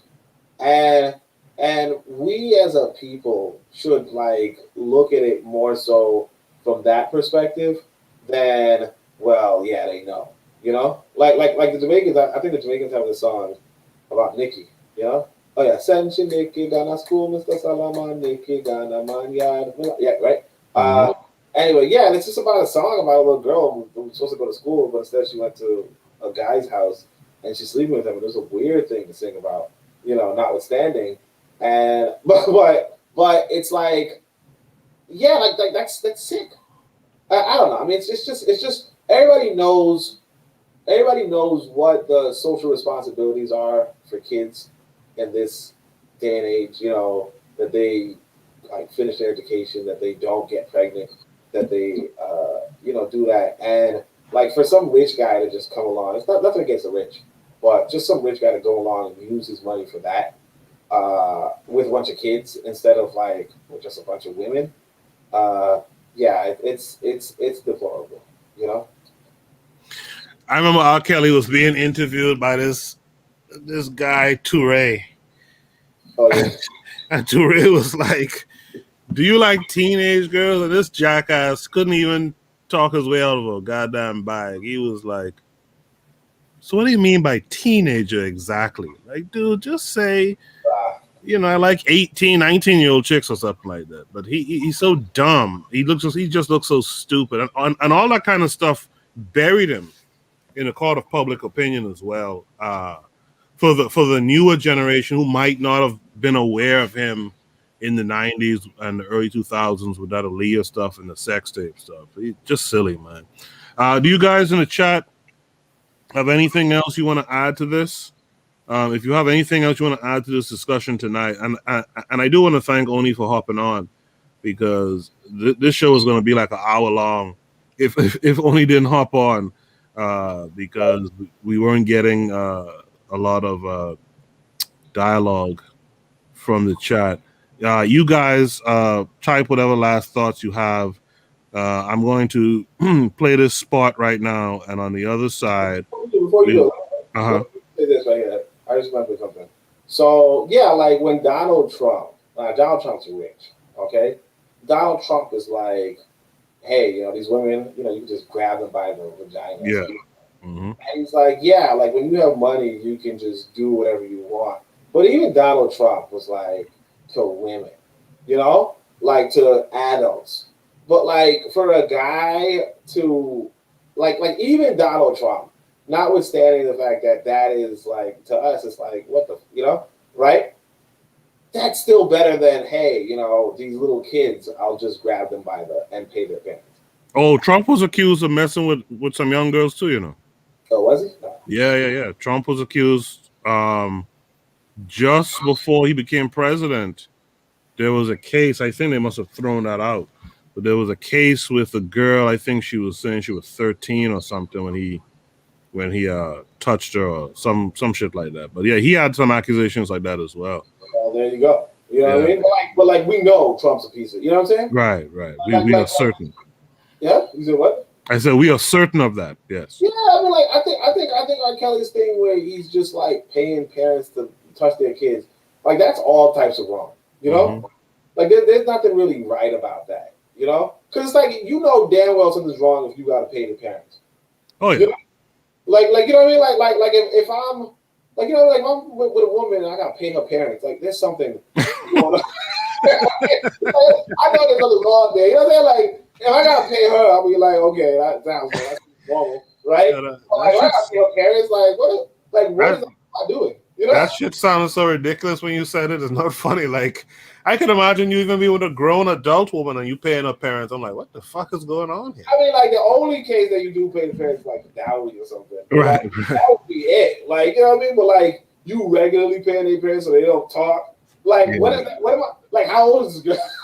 Yeah, it's wild. Like this guy knew. It's not like I mean, like Michael Jackson, I'll give him credit. Like I don't think he was paying anybody. I think he was like legit. I think he was just weird. Like like you said, he was just somebody was telling him, hey, dude, stop inviting kids to your house. Yeah. Like somebody, but they wanted me. Like what? Yeah. Like bruh, but he wasn't paying anybody until like he was sued or some shit. But like this guy R. Kelly's like openly paying folk. Yeah. You know what I mean? Like, nah, that's stupid. Like, everybody knows. And I'm not giving R. Kelly a pass in any which way. I'm especially not giving R. Kelly a pass in terms of he was molested by his sister. Yeah, I get it. Seek help. Get over it. Like 40 years ago, like nobody, like 40 years ago, my guy, you doing that shit for 40 years? Nah. Yeah. Seek help. Get over it. And don't go out there harming other people. My thing is just, I believe in personal responsibility of those parents as well, etc. I'm going to take a I'm going to play this spot here.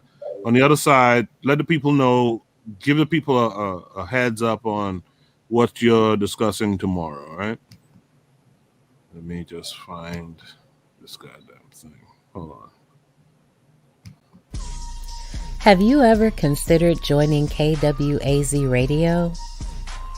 Each of our hosts shares their unique perspective with you. You might have a perspective that needs to be shared. If that's true, hit us up at kwaz.radio@gmail.com.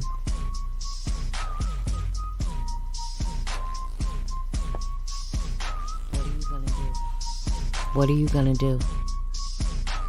What you gonna do?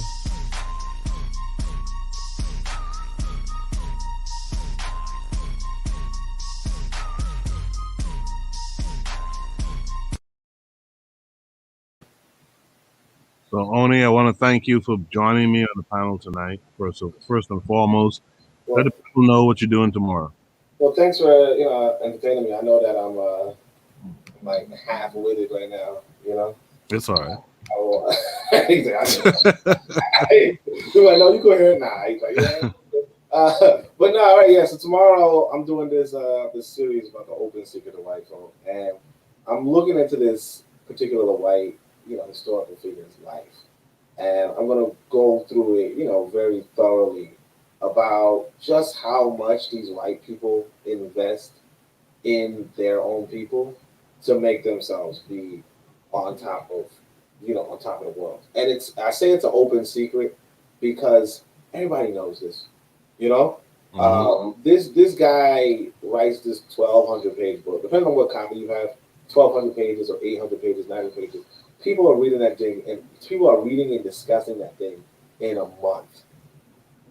Okay, they're reading and discussing that thing in a month, and like the whole environment where he's going through forming, like he's joining political economy clubs, he's going to literary reviews, and those literary reviews are discussing the latest science of the day and all that kind of stuff. It's really insight into the things that we can do as a people to help develop our communities and our people all together. There's so much insight into what was an independent educational system at that time, and what it produced, and what the people were that were able to, eventually conquer our continent. So I really think people should listen, because it's going to be a really thorough reading, and I'm going to do it over a couple of weeks. So join me in the premiere, and hopefully you guys will be there tomorrow in about. Oh yeah, I'll be there tomorrow for sure. I just put a link up in the chat. We have to thank the revolutionary matron for her work that she did on behalf of all the shows so far on KWAZ Radio.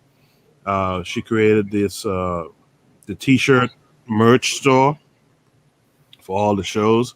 You guys make sure to click that link and check out the t-shirts that are there. Support the shows on the network.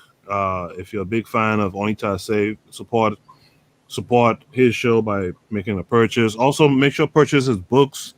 And when you purchase them and you read them, make sure to leave a review. Those help him a lot. Okay, so you guys make sure to click the link here right now tonight. Let's get some traffic going that way. Share the content, share the link with other folks. Make sure follow KWAZ Radio's YouTube channel and social media. They're easy to find. Just type in KWAZ Radio, and you can find them. Oni, drop some links for the people to follow you. Oh, well, I mean, my Twitter would be @OniTase. But of course, just search me on the KWAZ Radio Network at the Pro Black Perspective. And like Bit of Meds was just saying, get a T-shirt. Definitely show me that you got a T-shirt. I would appreciate, people representing, because I think it's really interesting for us to show the world that we're listening to some good content. that you are listening to good content because people are paying attention to this. I mean, like I said about this white person whose life we're looking into, which is this guy Adam Smith, right? When we like they were giving this guy glowing reviews, you know, they were giving this guy like everybody was like, hey, we should make this the new commercial code for Europe. Like they were literally saying we should make his book the new commercial code for Europe. And they went out and kind of did it, you know, and got themselves a lot more wealth as a result. Like turned their whole community in a different direction. Like we have to say to ourselves, hey, look, our people, we got to get together, and there's a way we know how, and that is at least listening to the best content available, you know. And that's what it is. Like let people know, hey, you know what? I listen to the KWAZ radio network. You know, I listen to the Harsh Reality podcast, listen to the Learning Curve, listen to the Bit of Medicine podcast, listen to the Pro Black Perspective. I go out and do that, and I advise you to do it too, because that word of mouth, you know, the thing I heard when we were younger was the grapevine was the thing. You know, if you wanted to get something out in our community, the grapevine was the thing. You're wearing name, like I remember begging my parents didn't have much money, right? I remember begging my mother for some Maurice Francois Gabot pants because that was a name brand when I was back in high school. And, you know, that pants was like trash eventually. But the thing is that, like, I was begging her to spend, you know, how much money on pants in order that I could be like in the crowd. Like, you got to just say to yourself, hey, look, I got this clothes. I got this brand. My brand is we have conscious material, you know? So definitely, if you can, like, appreciations to Janelle for checking out the website. But like, yeah, if you guys can get shirts and wear them, like flex them, you know, show them off. Like that's what it's about. Because, you know, like you pointed out, the Revolutionary Nation put some work into this, and we gotta put some work back into her. You know. So yeah, appreciate her for that. Appreciate Bit of Meds for having me, and hopefully I can hear from a lot of you tomorrow. And all that.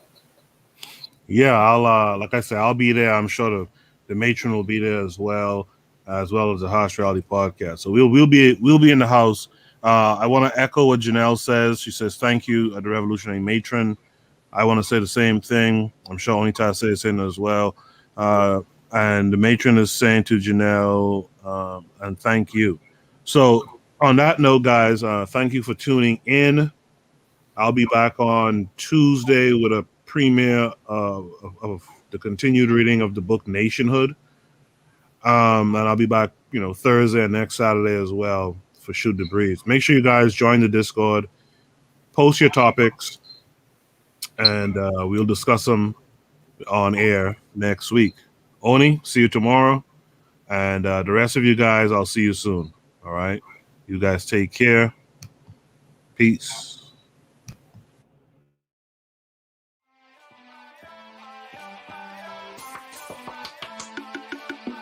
Thanks for listening to the Bitter Medicine Podcast with your host, Koku. If you like what you just heard, we hope you pass along our web address, bittermedicineblogs.com, to your friends and colleagues, and share our show to all your social media. Be sure to check out our archive section on our website for previous podcasts. This has been a KWAZ radio production. Join us next time for another session of the Bitter Medicine Podcast.